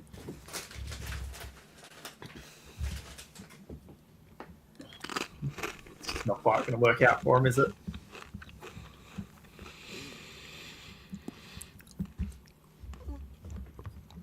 Yeah, God. Like a footy perspective, like, is this Port being really poor, or is Collingwood just playing a lot better than they were last week? I do think it's a bit of both. I think Pies definitely lifted, but yeah, it's not been a great showing from a power. Yeah. So pretty even on the disposal count. Like Port are getting enough of the ball. Inside 50s 41 to 26. The Pies are just moving it better, and then they're more efficient once they actually get inside 50 as well. So, well, yeah, we'll see. There's another Rosie +6 coming up. Love that. The question is, will he double down, get a cheap one? He won't. Yeah, where is just going to get by here. Continue to go through the middle of the ground. The Horn Francis isn't there. They're going to go wide to a Lear instead. Oh, that's got to hurt. Oh my God! Yeah, I think your stream is just a little bit in front of mine. A couple of seconds ahead. Might have to do a quick resync, unfortunately. I'm at 52, 51. Never mind. No, I'm not. I'll let you know the second Howe. Actually, you let me know when Howe takes the kick in. The moment he kicks it, I'll press play. For anyone watching, if you're trying to sync back up with us, try to do the same. Yep, Howe kick his away. Beautiful. And look at this. Look at the space through the middle of the ground. Look at this. Just get it forward. Elliot, one more surely. Myercheck. Open square! What was that? Like 12 seconds end to end? That is far too easy. Well, Port just had no one in the middle of the ground. Like, I get the majority of players are going to be out wide off the kick in. You're going to defend your man, but this is where you have a bit of zone defense. Look at this. You need a couple in the middle. Gosh. God. Do they even bring Pendles on? Oh, you don't have to. I know that was one with Garcia last year for the Saints. He had like 5 games as a sub. One of them he didn't even get a run. Then the first week he got a run, he got about 3 minutes. It's just sometimes you don't need it. That's good for the average. It does. It does very good. Wonder if that counts as a game on Pendle stats. Like, if he doesn't get out there today, he's an unused sub. Does that count as a gameplay? I don't know. I reckon if you're this far ahead, you just bring him on just in case. I get the feeling the club's... Oh my goodness. Oh my goodness, Dacos! Bice fans are going to love that. Wow. My God.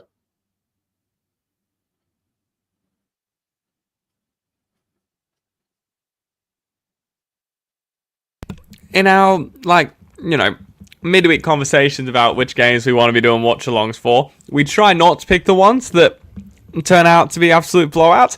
At this rate, we should be watching the Dogs v Dogs v Kangas game.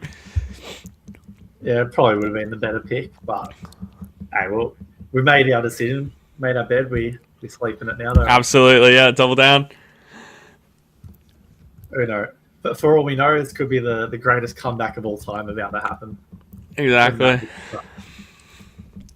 We've already seen one massive comeback in the Tigers Blues game on Thursday night. We've seen some attempts at comebacks. Like for a moment there, we were really contesting Geelong, weren't they? Reed. Yeah, it was 18-year-old taking on Geelong, and then Geelong just took over in the back end of the game. 78 points. Not a lot of change in the old fantasy scoring though. Rosie's still up top with an 82. The double-handed bounce from was that from Horn Francis? From Horn Francis. Hey, he can bounce it double-handed all he wants, so long as he's getting the ball. Yeah, if he's kicking it at the end of it. High. Maybe not. Who else have we got going well? Obviously, a couple of Pies forwards off there with the goals they're kicking. Finlayson's still on a 70. Horn Francis 51. Yeah, still not quite where we need him to be. On track for about an 80. Don't think that's enough. Sherry slowed down in the other game, 79. Obviously, that's still a very good score, but considering he was on 70 at the half, 9 points in 13 minutes of this quarter. Oh no. Perryman going to take a mark. Who's this guy? Haven't seen him all day. Yep, there are the fix-up trades coming in thick and fast. Perryman could be out the door pretty soon if this is going to be a regular occurrence. Yeah, I tell you what, I was going alright until tonight as well. I hadn't missed a single one. Short and Roberts did alright, did their jobs. And then we get this from Horn Francis. Oh, yuck. This from Horn Francis, this from Jerry, and this from Perryman. And all of a sudden, I don't know who to trade out. The Bomber. Oh, Sherry's definitely not a trade. It's just a disappointing quarter. He still had a good score. Yeah, I know, but... Yeah, Hornet, disappointing. Perryman's the real one that we might need to trade. Like, Hornet's not even that far off. Like if he's on track for an 80, realistically, we were more than happy with 100, right? If he could average that. So there he is. He's not that far off. Warming up. Sanders is the other one that's... Jesus. Might get another one. Oh, was that a trip? What it could have been. But instead of it being a trip, was that a Horn Francis tackle or was that Bergman? I think it might have been Bergman. Yeah. You just never know. And he wasn't standing up, so I couldn't look at the socks. Yeah, next time Kelly Underwood calls Archie. Who she get Archie confused with? Cameron. Cameron, that's the one. Next time she does that, I'll be a bit more forgiving.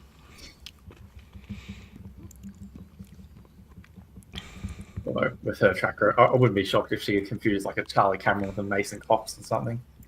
That would be a good one. My goodness. Dacos just waiting for the ball there, gets punished.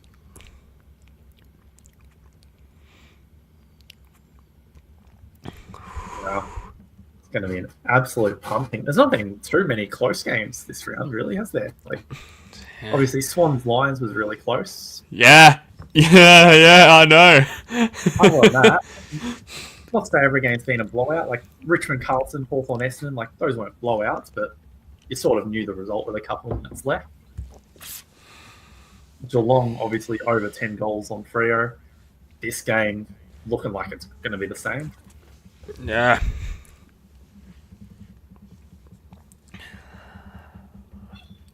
Just misses that shot. Yeah, Dogs North, 15 points. We'll see how that one ends up. A couple of all right games, not too many absolute thrillers.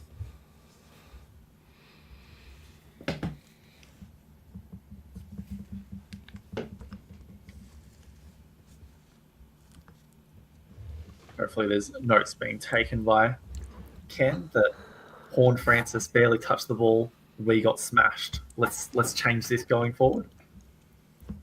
Yeah, well, I mean, what more is he meant to do? He's put him in the spots that's happened. Maybe he just needs to light a fire under him. He feels like a player that can play with a bit more anger when he's up and running. I reckon. Maybe he's just not quite engaged. Mm.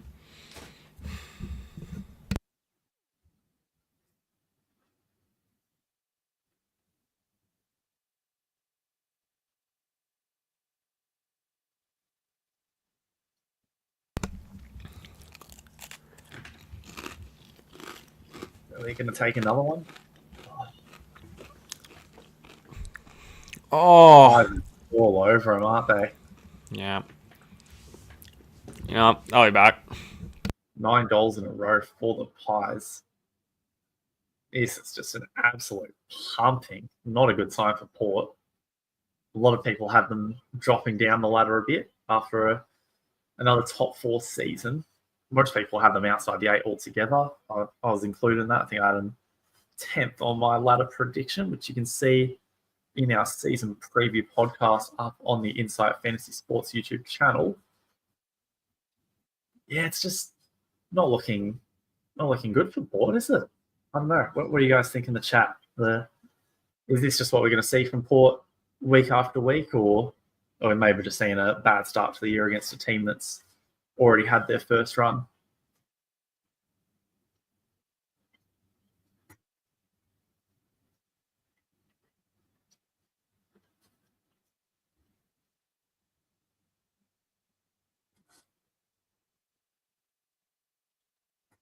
I'll give a quick update on the North Melbourne versus Bulldogs game as well. The Dogs currently up by 14 points. Powell on that 90 looking very good. Sherry 81, more than enough for us. We hope he still does a bit better and get up to a 120 after a poor quarter. She's all just doing enough. Freya up to a 65, so yeah, I think if you started Freya, you're reasonably happy. Although I know for myself, if I was starting Freya, it probably meant DeConing was out, so I don't mind missing it. But maybe he's someone that Sam Taylor goes to in my team. Riley Sanders, 42. It's not great, but My goodness. Sanders is probably going to do enough that it's hard to trade him out. He's going to save his score to like a 70, and we're going to be sitting there thinking, well, you can't get rid of him because he's still got the role. Or is Sullivan up to a 40? Sorry, he's had a very good quarter. For us to have him on field. Hopefully that can keep up and he can get to that 55 sort of mark. Davidson, 36, just solid enough, nothing special. think that's about it for that game. As Collingwood add to their lead. Just by one. Yeah, it's only 70-point margin. Still anyone's contest, right? Gosh. I mean, Port just don't look like they can get a good ball movement chain going at all. Nah, and their defense. Yep. Wow. I mean, Collingwood just can't do anything wrong now. Absolutely running away with it. Wow. And all the people that were just completely writing them off after opening round, just saying clearly they're too old and all of that talk. We're going to have to take a few backward steps, aren't they? Thinking it's more about Port, to be honest. I mean, you see it every year, right? Like, one game and people overreact pretty heavily. Even pre-season, people were talking about GWS this way because of the pre-season game. They come out and win. You see Port smash St Kilda in pre-season and they're getting pumped now. Richmond got smashed by Collingwood in pre-season. Come out and beat the Blues in round one. Like, it's a very overreacting sort of media in the footy world, as Dacos is going to get it out of the centre, put it back forward for the Pies. Oh, surely not. Oh. You're right.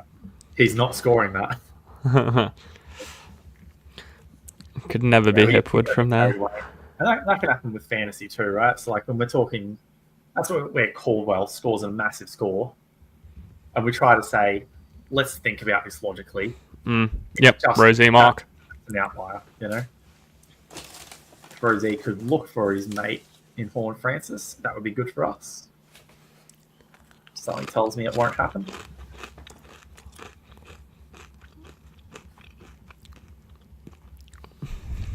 Oh no.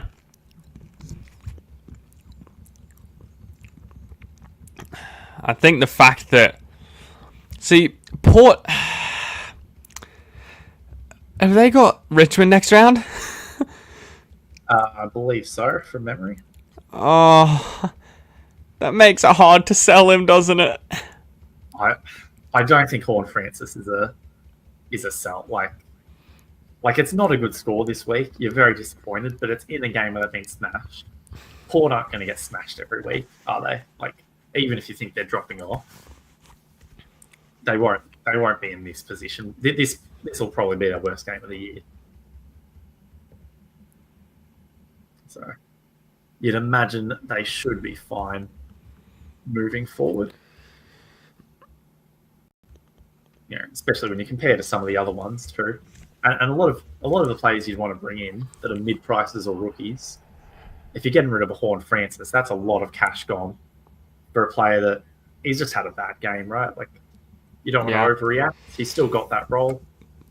He's still got no Butters for a little bit. He does. Still has that great round 2 matchup. That's true.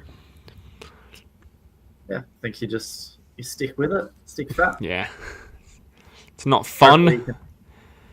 If he can get a 75, 80, at least make us feel a little better about it, that'd be good. But yeah, I don't think that's a trade out, is it?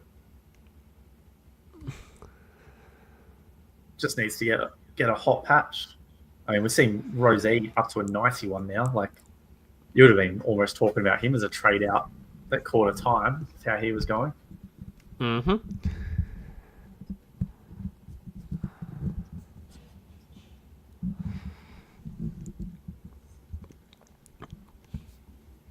We get Pendlebury out on the ground. There I think it was is, yeah. Jeremy House subbed off. I've got a note that says he's injured, but I didn't catch any injury there. Feel free to let us know in the comments if we've missed something. We've got the volume down pretty low on our broadcast end, so perhaps we've just missed something from the commentators. Mark, I think it's a.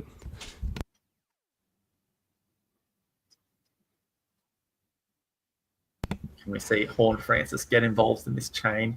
He's just not running quite hard enough. Nice. Well, it's one of the as well when you're only scoring 5 goals in 3 or maybe 6 goals in 3 quarters as well. You're not expecting probably their most attacking midfielder in Horn Francis to be getting points, because he'll be getting those more attacking ones. I think we saw him get 2 or 3 goals in the Indigenous All-Stars game, which is where his score may have come from. He has a goal at here, just not quite pulling it off.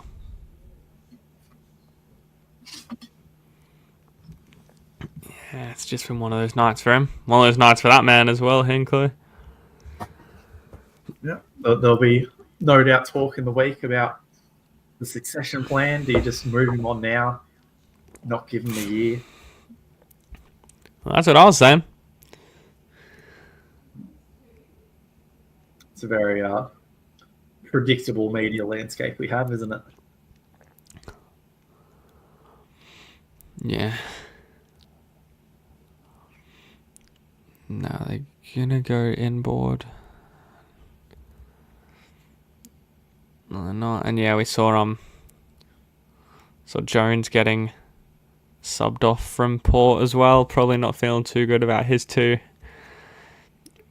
big errors in the first and second quarter. Yeah.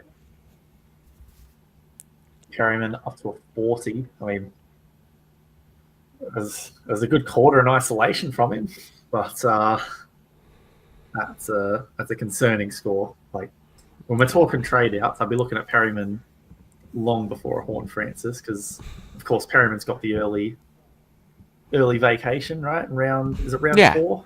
Yeah, he's got it anyway. So yeah, I'd say Perryman's probably one on the chopping block. We'll see how much he can save his score. Maybe, it might not be a forced trade, especially obviously your forced trades, any player that's out injured or any player that gets dropped, stuff like that happens first. Someone like Perryman, geez, he's going to be one of the first names on the chopping block for us, isn't he? I mean, right now he's on the same score as O'Sullivan in our midfields, and we're not even happy with O'Sullivan's score at 40, are we? So what does that say about Francis still on 58, just bringing it back to the Sanders top end. Rosie's got up to a 91. It's fantastic. I think, as things stand, Sanders and Perryman definitely the 2 biggest letdowns from my team. Not sure if that's the same for you. Yeah. Definitely players that could be gone. Horn Francis could go as well, especially if someone like a Rankin really explodes. That's probably wouldn't that feel like shit? Oh, it really would, as a relatively late change for my team. Other than that, though, you're looking at who you want to bring in, any rookies you've missed. So if you're getting rid of a Sanders or a Perryman, that's a lot of money, and you don't really want too much money in the bank in the early rounds. You want your money out there in your players so they can generate more cash, right? You don't make money or interest off the money under your mattress. You chuck it in the bank, get that investment. So, yeah, I think it's not to say you can't get rid of them, but if you're just bringing rookies in, it's a bit tough. If there's a mid-pricer type that you've missed, so maybe it's a Clayton Oliver, you decided not to start with him and he pumps out a 110, then at least that's somewhere you can put that cash. Mm-hmm. Other than that, though, I mean, you're probably just getting rid of, usually round 1 to round 2, you're fixing up your rookies. I'd say that's the most common one, or it's one mid-pricer to another. So maybe a Sanders to a Finlayson. I don't know, how we feel about that one. Is he... Well, Finlayson went from a 70 to a 75. I'm pretty sure this. Confirm that. 75. Yeah. I think maybe the concern with that is he's getting a lot of it because of where the ball is. Perhaps that won't be quite as good thing. I mean, we saw him get it against Saints anyway when it definitely wasn't down that end. That's fair. That's fair. Yeah, Dacos was rescued. His score up to a 68 as well. It's funny that for some players we say we need to see it before we jump on, and then for someone like a Finlayson, I mean, we have seen it today. It's just we're still so unsure about it going forward. Like, you could go on it, but I'm not any more confident than I would have been a week ago, really. I'm not sure. What's been going on in the Dogs and Roos game? Just while we're looking at some of these scores, guys, don't forget to subscribe, like, ring that bell. Really supports the channel a lot, supports us a lot, helps you guys keep up to date with when we are live and making content. And same goes for anyone following, AFL Supercoach as well. I know a lot of people sort of double dip across the two fantasy codes, so that would be an awesome opportunity. Just keep up with all the content. A lot of the guys smashing out great content all pre-season and moving into our season now that it's started. Yeah, we'll have that regular scheduling of the review and the preview shows during the week, even when footy's not on. So you'll get your your sort of dosage there, and then we aim to do one of these watch-alongs a week. Hopefully it's a bit less flat of a game than a 10-goal smashing, but we try to do these once a week and just have a chat and interact with you guys as well. Definitely a couple of options for next week that we could look at. I reckon Dogs versus Collingwood could be a good one on the Friday night. Potentially Carlton v Hawthorn on a Thursday night could be a good one. Other than that, I'm not too sure. Maybe Freo Swans on the Sunday night. Maybe the end of round game could be a good one. What do you think?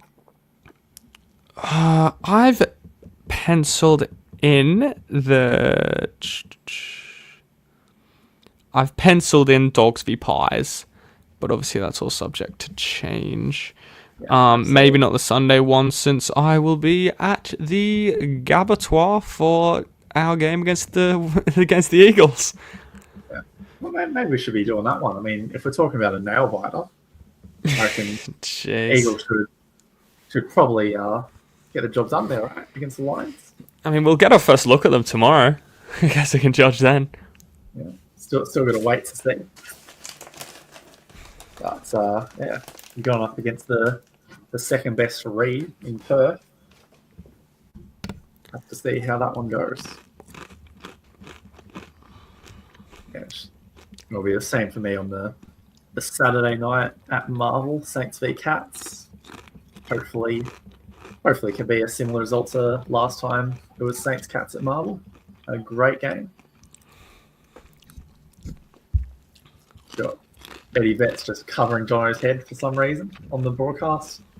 Not quite sure what's going on there.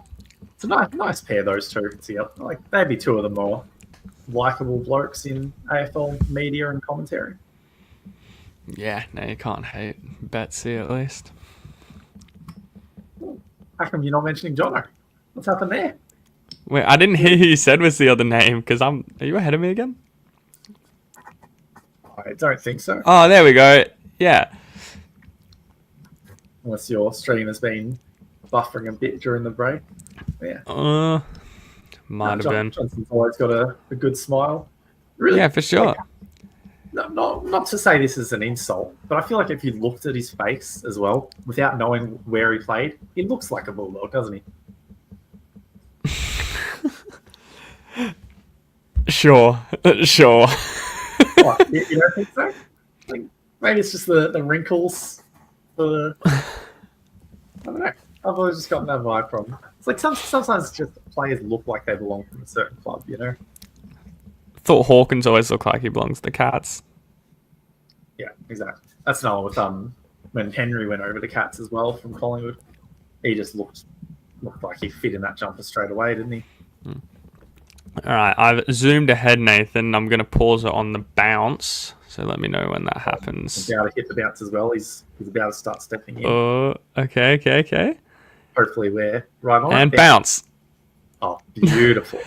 Absolutely insane. Question is, will we get It's Rosie. any more Horn Francis? Well, we get Rosie with the first clearance of the game. How about a Horn Francis goal, Nathan? How'd you feel about that?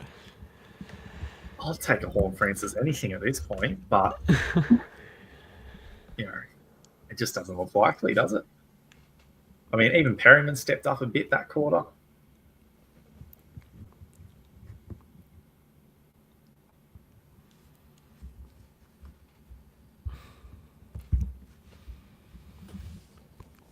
Then, just as this last quarter is in action, I think we start breaking down tomorrow's games a little bit. Some of the more relevant. Yeah, good call. Any players we have in tomorrow's games, we can still trade in and out. Of course. Just obviously not with any of the players that have already been in action. So Adelaide v St Kilda. Rookie-wise, Draper's probably the main crow to consider. I don't think you can do Dan Curtin. I don't know if you're in agreement. Playing key. Yeah, playing key forward in the Pracky games, which is harsh because he was playing midfield in preseason training and was getting good raps. Heard who was it? I was hearing, Roy led in interviews saying that he was the hardest player in the Adelaide Crows team to tackle, and they're playing him in a role where tackles aren't really relevant. So so anyway, I'll leave that to Nix. Probably a dodge on that one. From St Kilda with rookies, I think Hasty could be a solid option in your midfield. That's probably the big one. I'm not too keen on Max Hall. I know lots of people have him. I just don't rate his job security as much as Hasty. I think Hasty's genuinely best 22, whereas Hall is there while there's injuries. And you're the guy to talk about Saints rookies as a Saints man yourself. Yeah. Boxall ended up emergency, so obviously you can't do that. Travali's not even selected. O'Connell's got a role in backline, so if you still need a basement rookie there, feel free to jump on him. I don't expect him to score very much. And again, probably doesn't have long-term job security. He's probably got the role for a month, maybe something along those lines, but I wouldn't like to start that. In terms of our more mid-price or premium options, I still think Peatling's a very solid shout in the midfield. Definitely. A lot of people jumped off him in pre-season. I did, and I hate myself for it. It's a great option. He's not a lock or anything, but I think out of this game, or out of the games tomorrow, he's one of the better mid-prices remaining. Jordan Dawson is a premium. You can absolutely go there if you want. Personally, I think he might be a touch too expensive, but I don't mind it. Isaac Rankin, we spoke about him a bit before because he's going to have that comparison to Horn Francis a lot from our who should be F1 discussion. So he's a definite option for us. Is there anyone I'm missing that you can think of? Tell you what I'm thinking of. I'm thinking of Schultz giving the handball to Houston, who kicks his first goal from Collingwood colours and then gets it called back. Oh, gosh. Poor Collingwood, only up by 70 points. I'm sure they'll manage. Okay. In that case, moving on to Melbourne versus Giants. So Gone. We'll start on the D's. So Gone. Great ruck option. I'm not sure there's too many other rucks in action tomorrow that would be that keen on. So you probably already have Gone. In that case, I don't think you're making a late change to bring him in. And if you've got him, there's probably no one left for you to trade him out to if you have changed your mind. Petrarca, sort of a late one to put his hand up in pre-season, looks really good. I don't mind it. It's a bit of a point of difference if you want to go that way. Feel free. One that's not a point of difference is Clayton Oliver, but that is just an absolute lock. Get him. He should still be in the team. It doesn't matter that you can still trade him out. Forget it. Pretend he's already played. He's already got 100 to his name. Just imagine it. Yep. Anyone else? You got Jack Henderson getting himself a game, 25-year-old at a basement price. I don't think he's going to score enough, but It's an option, again, basic price rookies, but I prefer to pay up for someone with more job security. Langford and Lindsay both as midfield rookies as well. I think Langford's the better of the two, but I don't mind Lindsay as a pick either. Anyone else I'm missing? Trent Rivers. Yeah. Probably just let us down in that pre-season a bit. Can't go. Yeah, he hasn't shown he'll get you the points that he sort of needs in a midfield when it is Gawn, Petrarca, Viney, and Oliver there as Rosie gets another handball. Yeah, and a lot of the raps on him as well was because he showed he could score well back end of last year in that midfield role, but that's with an Oliver that didn't look like Oliver, and with a Petrarca that was just completely missing because of the rib injury. So yeah, it's probably not one you can do. It's not an absolute dodge. Like, it possibly comes out and scores well. As things stand, I'd rather have him on my team than Perryman. That's for sure. But bit of hindsight in that, and who knows, Perryman might still be a good Whoa! Oh my goodness, the double marks. Wow. How do you feel about that? Yeah, do you ever ping Hill for something being unrealistic? Yeah, I don't know about that one. But yeah, we'll move on to the Giants. Finn Callahan, I feel like that's probably a lock after that opening round. That's built in. Player of the round, in my opinion, last round. Yeah. Him all day. And don't forget, guys, so all of these Giants players, or for all these opening round players, their scores are essentially built in already. So their price it'll almost be like it rises twice in 1 week is the upside, and then the downside is they have a bye in a week's time. So one less game to score from, exactly. So especially premium options are a bit harder. But if it's someone that's generating cash, like Finn Callahan will, that is a great start. Any other kind of rookie. Yep. On the topic of rookies, Leak, 42, it was fine. He's still selected. You don't mind it, but there's probably better defensive rookies. You would How long does he keep that role for, especially with Green and whoever coming back? You prefer Reed or a trainer type. Grzuski or Grucheski, I'm not sure how to pronounce it. Young Max, 57 last week. Again, don't mind it. If that's who you want to chuck in as a basement rookie, I think it's fine. He's not too dissimilar to Stone. I've got Stone in my team personally because I trust his job security a bit more. Correct, and sub risk as well. Exactly. But look, I don't think you can go wrong with any of those picks, but of them, Stone is the one I'm most keen on. Moving up to mid-pricer territory a bit more.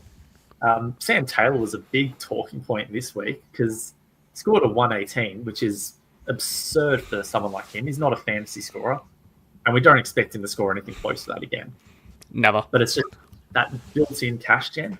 If he comes out and scores, let's say a 65, a 70 this week, which is in line with what he's averaged a couple of years ago, so it's pretty realistic, he's going to go up more than 100k in 1 week. That is not just a good amount of cash gen, but because it's so fast compared to, say a Zach Reed. Francis kick. Zach Reed might get that 100k after a month, right? So to get it in 1 week and move him on, I think that makes a strong argument for having him. I've got him personally in my team. I do too. And the other thing to remember with that is that Melbourne's forward line isn't the strongest on either, especially their tall forward stocks. They'll be having someone like a Van Rooyen, who's it? That other mature age recruit. So people that probably the best intercept defender in the league will just dominate over, hopefully. Yeah, struggling a bit for tools. Even like a Jefferson or something might be playing as that second key forward, which not the best situation. But Johnson, that's what I was thinking of, the key forward. Yeah, it's just going to be good cash gen, right? Like hard to Lipinski is on his bike and it's just another chest mark inside 50. Oh. What I will say with Sam Taylor though, he is one that you're going to probably have to trade out next week because of the bye. So he's sort of a 1 week grab and hope there's not too many issues with your team. So like when we're talking about Perryman and Horn-Francis struggling and all these things, if you've got Sam Taylor, he's going to have to go before them, right? So unless they have such a bad game that you're worried they're going to drop cash, I don't think we're in that territory with these guys. But if that were to occur, then maybe they could take priority. But otherwise, I think Taylor's a good one. Lockie Ash, similar boat. Probably in a similar boat to Callahan more than Taylor. Because I think Ash has genuine potential to just be a good value pick. If there was no talk of buys or opening round, he would have been in some level of consideration regardless. And then he comes out with that, was it a 123 or 125 even an opening round? So, wow, definitely an option if you want to go there. And yeah, not one you have to trade out next week. You can actually hold on to him if he's going to continue scoring well. I think that covers the Giants. Nothing else standing out to me. Keefe in the ruck, I don't think you're going to do that. No, not against Gorn as well. Yeah, if anything, the Briggs injury, it makes Briggs more relevant as a potential target, however Cash many down. weeks it is. So maybe if a Tom de Koning type sort of cashes out a bit, you're happy with how much he's made, he's probably not a top 2 ruck. You can move down to a Briggsy, make a bit more cash as the season goes on. Josh Dacres on a wing. Should probably get a quick score update for who's in this game. Yeah, so in this game, just for some quick Rosie up to updates. 96. Goodness. Horn-Francis 61. I think what score will we take from him? Like, from this point, honestly, if he can get to a 70, I'd almost live with it. Hill. Yeah, before the game, you would have wanted much better than that.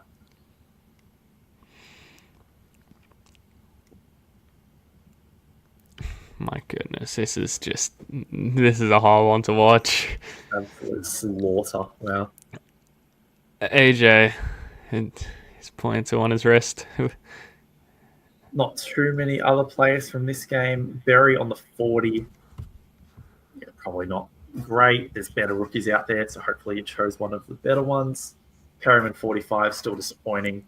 Yeah, you just want him to lift. Otherwise, he might be one of your trade outs, potentially looking at like your Freya types over in the other game. Because he's got himself up to, or is he, 81. So suddenly you might feel a bit more confident in Freya, and I wouldn't mind that trade personally. Perryman to Freya, make a bit of cash, fix up a rookie elsewhere. Maybe if a Langford or something struggles tomorrow, get him up to O'Driscoll. I'll let you know, Nathan. Jerry's up to 102 with 10 minutes left in the fourth. That is fantastic. And he has 43 hit outs to English's 19. And what's kind of, I don't want to say disappointing, but kind of is, Sherry 102 at this point, I'd say that's less than what I would have thought. I think that English matchup, we saw what he did against him last year. So I think we'll probably... we still got 10 minutes left. We were hoping you would... Can Horn-Francis get this on the boot? Lovely. Yeah. Would have wanted a 130, 140 even. Would have been good. But, well, still possible. Sheasel's clawing his way to a 96 as well, which is annoying. Yeah, it's starting to be a good score for him, but it's not such a good score that you're upset, right? Like these sorts of players, they're not the ones that end your season because you didn't start with them. Because the people with them, they're missing out on cash gen, right? He's not going to go up in price, so you make it up as the season goes on. Bailey Dale on a 94, pretty solid one. Could be a definite option. I know I was looking at him a lot in preseason. I just need to see him actually play in that last preseason game, and he didn't. So I don't know. I just couldn't trust it. But Yeah, Libba 99 as well. Said was an option in the in the podcast during the week. Tick those sorts of picks off. Powell slowed down to 100, so obviously still an outstanding score if you jumped on him. I still don't quite see him as a trade target, but I don't know. Maybe you've got a different opinion on that. Do you think he's an option? Wait, sorry, who are we talking about? Tom Powell, up to 100. Oh my lord, it's hard to do in fix-up trade season as well. This is the one you're not trying to, jump on the guys going well. You're trying to just get rid of the guys that aren't. Yeah, I just don't see how you'd be able to do it. Yeah, there's every chance Tom Powell drops back to like a 70 sort of average, and he's a trade out in a few weeks because we're not happy with him. Further down the line, so yeah, English struggling, so it's just a bad start if we picked him. You can cross him off. Not too many others. Parker 77. I don't think any of us really went with him in the end. With Sanders on a 58. See, I said that was going to happen. He's gonna save his score enough to make it a hard trade out. That's exactly what he's doing. Like, yeah. And you sound disappointed by that. Well, it just means there's going to be more. Oh, Francis in front of goal, set shot. Come on. Yeah. And maybe the Hornet does the same. Just saves it. He's got the mark. Oh, come on. Yeah, you say I sound disappointed, and it's more the you almost want it to be an easy trade out, just so you don't want to have a headache. So now if you trade out of Sanders, suddenly you're thinking, well, the role's still there.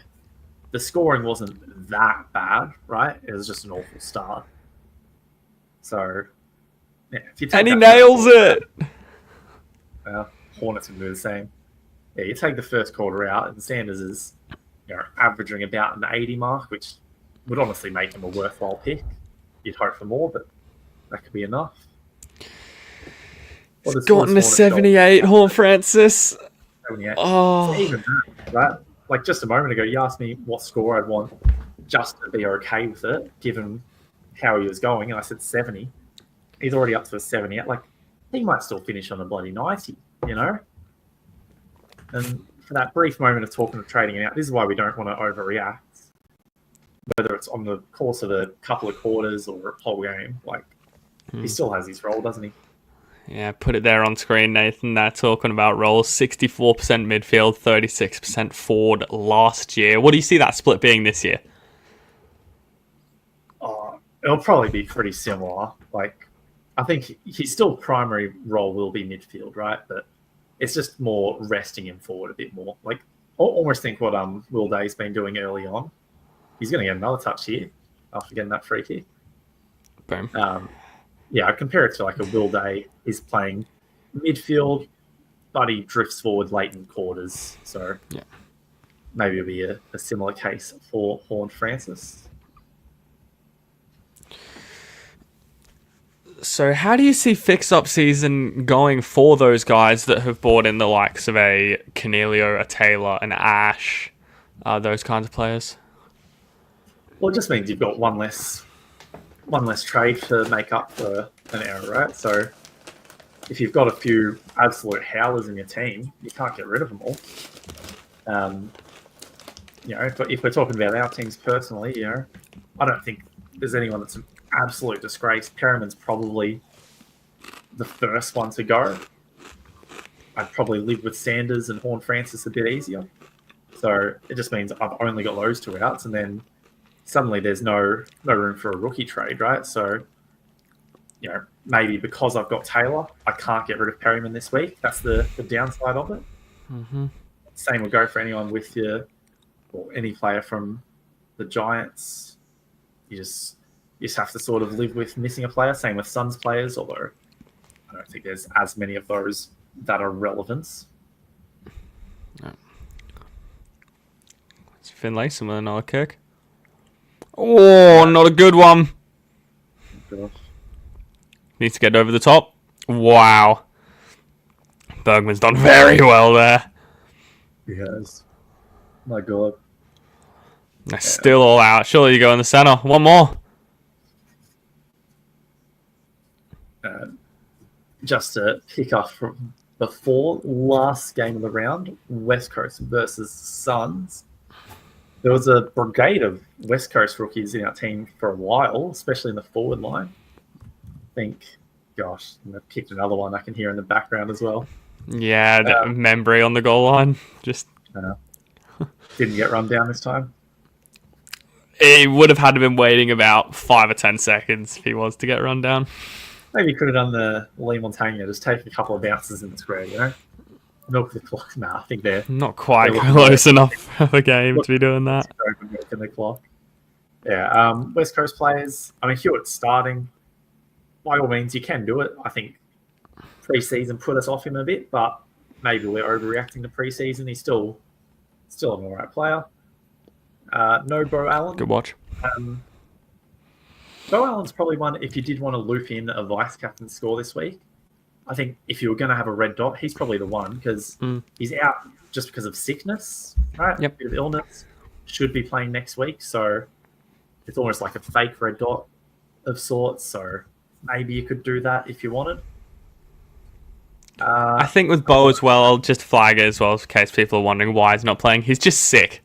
Like, he just has an illness. There's no injury worries or worries about his role. He's just, not feeling too good. Exactly, yeah.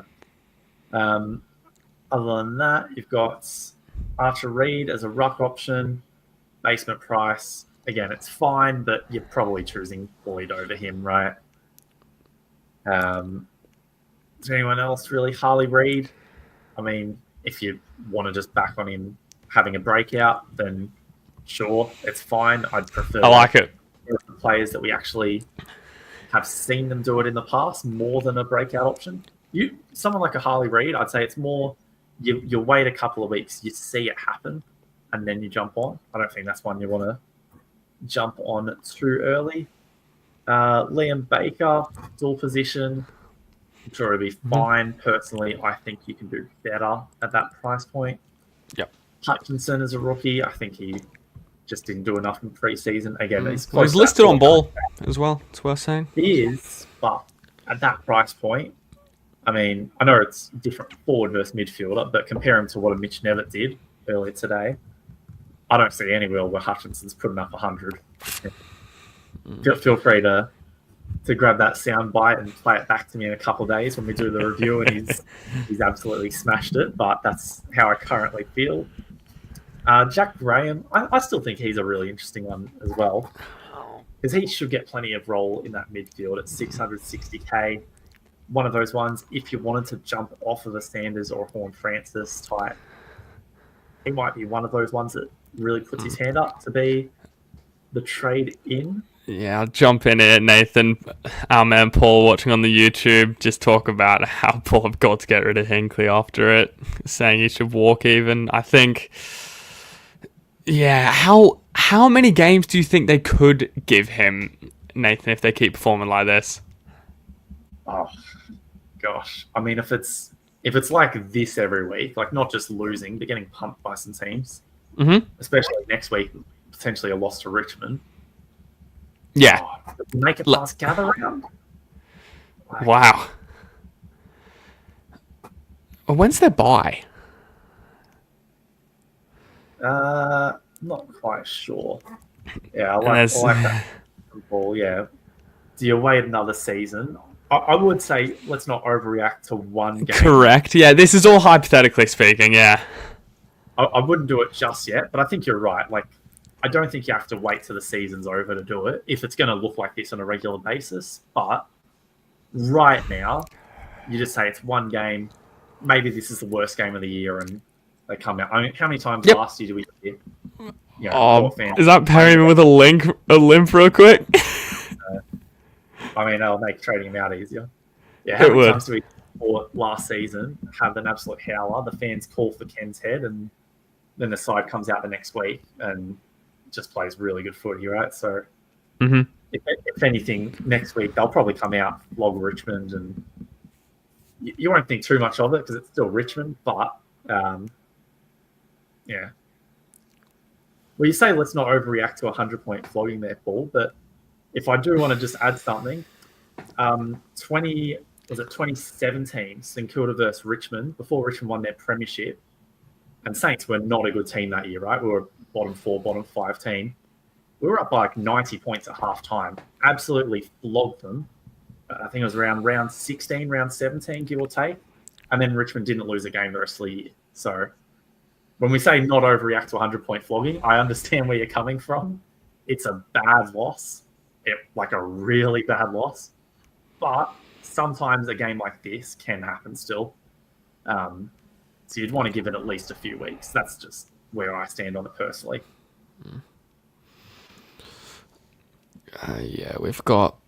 What is it? The Jeremy Howe sub was put down as tactical in the end, Nathan, so I don't know if there was an injury after all. Yeah, Joe Barry's been on the bench for a long time. Horn Francis is sitting there at the moment, this is where we like to see him just get some mark kicks. Yeah, exactly. Sherry up to a 124, still motoring. I'm curious to look back at some other results from premiers. So obviously Brisbane had a really rough start last year. I don't think they ever got logs. I think the Giants game was Hawthorn was tough as well, but that wasn't at the start of the year. Well, it was at the start, but not like the very beginning. Yeah. That wasn't like a smashing though, was it? That was more you blew a big lead or something, wasn't it? From memory. That Hawthorn, I'm thinking of Hawthorn away. Now Rosie with a bounce goes inside 50. Oh, Quainer, why? Yeah. What else was there? So Collingwood 2023. Do they have any massive bad losses in there? I can't think of any. So I think they were all right. Yeah, a couple good wins in there. Curious to see how often it does happen. Because it might not be a regular occurrence. Geelong aren't the sort of team to get smashed, but I'll double check, see if there were any in there. Nothing. Has Finlayson crossed over the sub boundary line yet? Taking it back to, who was it? Sydney versus North? Sydney versus the other year. That was going over the limit, wasn't it? The infringement, sub infringement. That was a pretty interesting one.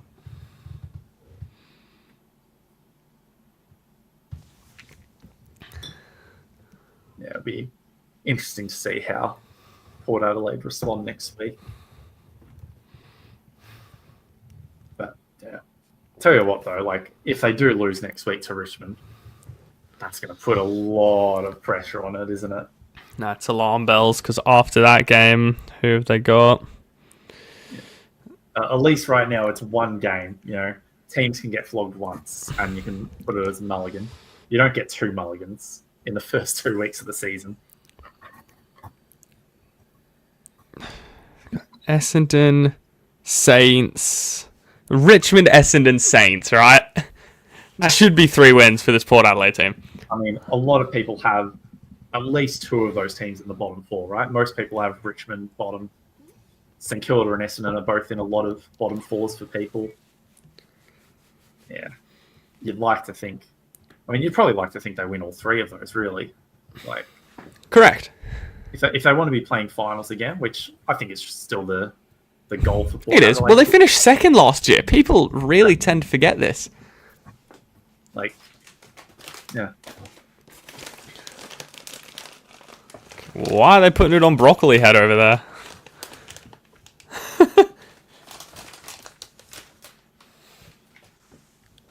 Yeah, Paul, to add to that one, I don't think you're entirely right. I just don't think they respond to Hinkley as like a long-term thing. It's almost like a week to week. Like he can light a fire under them for a 1 week, and then they go back to their old way. That's almost how I've interpreted it. I don't know if you're the same with that one, Bryce, but it's when they do have a really bad game. So like last year, they lost to Brisbane by, was it 80 points at home? Oh yeah, we were hanging out that day. Yeah, next week they come out and get the job done against the Saints, and then smash Dogs the week after that. Looking pretty good. So it's like, or a bit later in the season, week 1 they get absolutely pumped by Geelong, come out, get the job done against Hawks the week after. So it's like, it's almost like if they do have an absolute howler, they play well the next week, but then maybe it just goes back to old ways. Like, it's just a little temporary grab. I don't know how else to describe that, really. I'll put it out there, Nathan. Horn Francis has been on the bench for the last 7 minutes, and Joe Barry's been there for 13. So I know that we saw when he got that free kick, he was feeling out his eye, it looked like. So that might be just we'll save you for next week as Rosie takes a bounce and gets it away before the final siren. Yeah, it's probably just precautionary. It's not like the game was on the line, is it? So yeah, no. you're going to take him off. But Collingwood get the job done pretty comfortably. Great response from them. Definitely responded from last week. Now it's going to be on Port to do something similar next week. Exactly. All that Collingwood pressure from round 0 to round 1, it's now come on to Port, I reckon. Yeah, they're probably... Well, who do you think's under... It'd be between Port Adelaide and Carlton, right? For the most under pressure team right now and under pressure coaches. Who do you think's under the pump a bit more? Jeez, or would you rather lose by, nearly 100 points or lose to Richmond? Yeah, exactly. Like, not great losing to Richmond, is it, to start the season off? I think it'd have to be Hinckley. I think, already on the last year, finished second last year. Everyone's locked them in finals, whereas Carlton not as much. And I think it's more the fact that Richmond won on Thursday night than Port Hill losing, if you get what I'm saying. Yeah, exactly. I think that just about does us for tonight's stream. So still got the 3 games tomorrow to look forward to, and then we'll be into our round 1 review. How are we feeling? Exactly. Well, it'll be widely determined from by these last few fixtures, I think.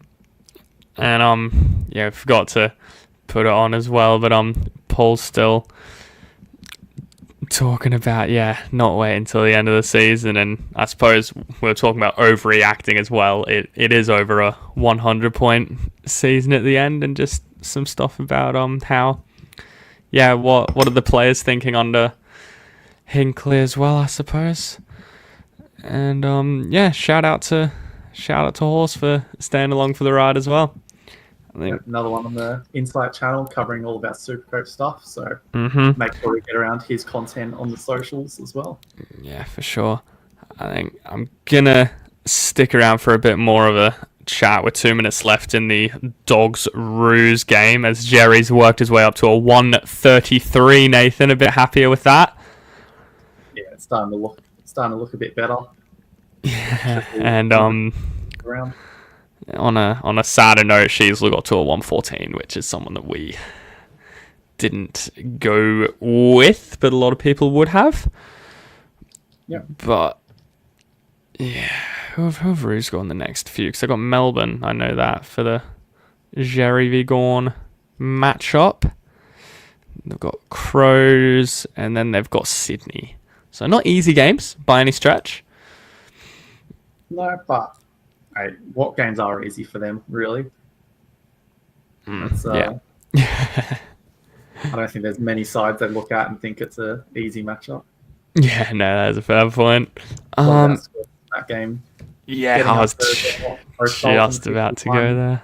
Sanders 72, so he's definitely saved his score. Daniel 91's done his job.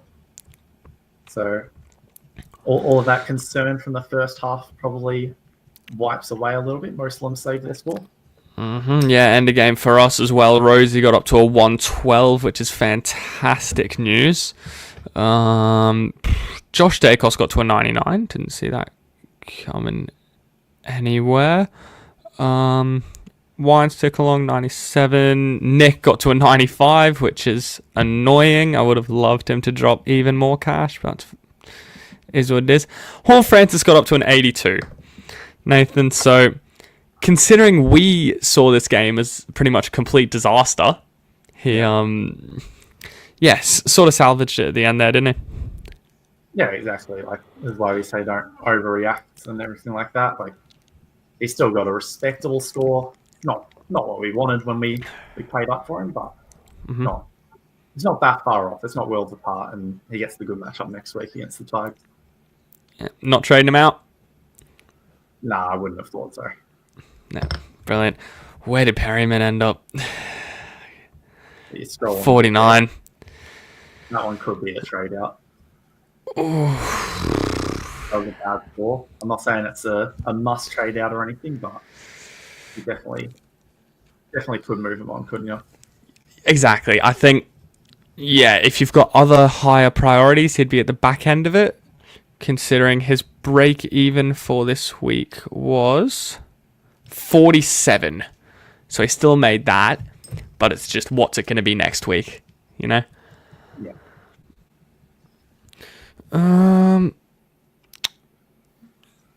Yeah, I haven't got much more than that, just as we're waiting for the clock to tick down in the Dogs v North game. Libba with 108. Sheezel just getting more points. Powell with a 121. Man, wouldn't you be feeling a genius if you started with him? Absolutely would. Yeah, I just didn't have the we were both aware of him, but just didn't have the bottle to actually go ahead and do it. I think there were just too many other mid prices in that line, right? That there was just more reason to go with them. We had more confidence. Yeah, Libba 108. Fraser got to a 99. Yeah, is that like when we talk about Perryman could be gone? Part of it's because you've got someone you could ship him on to in Fraser, isn't it? Yeah. Oh God, I had him. See, that was in my team without Brayshaw, and I'm really starting to think that would have been the better go now. But anyway, because I would have had O'Driscoll in there as well. Oh, anyway, the beauties of AFL fantasy football, hey. Yeah, exactly. And that concludes the game at Marvel as well. So Jerry top scores with a 133. Simpkin went good with a 125. Powell 121. Sheezel 114. And Fraser showed he can do it with Dale on the side as well. That was the big tick for him. Yeah, Daniel 91 did enough. Sanders 72. So that's very impressive because his quarter breakdown would have been 8 in quarter 2. Quarter 1, 18, quarter 2, 18, quarter 3, and then 28, quarter 4. So he showed he does have that consistency to his game as well. Yeah. How did Sullivan go? 51. Rookie. Take that. Just a bit annoying he's on field. Davidson 57 as well. So, yeah, I think that sums up another watch along. Awesome. Yeah. Oh, thanks for tuning in, everyone. It was a bit of a bit more of a flat one this week, I suppose, just with the nature of a near 100-point smashing on the game we were covering. But we'll hopefully try to get one with a bit more, passion and intensity behind it than just sort of winding out the clock. But yeah, if you want to hear more from our stuff, follow us on the socials. That's where we'll be posting everything from our regular scheduled shows to the game we'll be covering next week. Tune in for the live round 1 review stream. So we're thinking Monday night for that rather than Sunday night. Probably, yeah. Yeah, easy. But again, follow us on the X's there. My tag there at BK_IFS for Insight Fantasy Sports, and then Nathan's Fantasy, Nate, N-A-T-E, letter O. All right, until next time, guys. Yeah, leave a like, subscribe, and talk to you in a bit.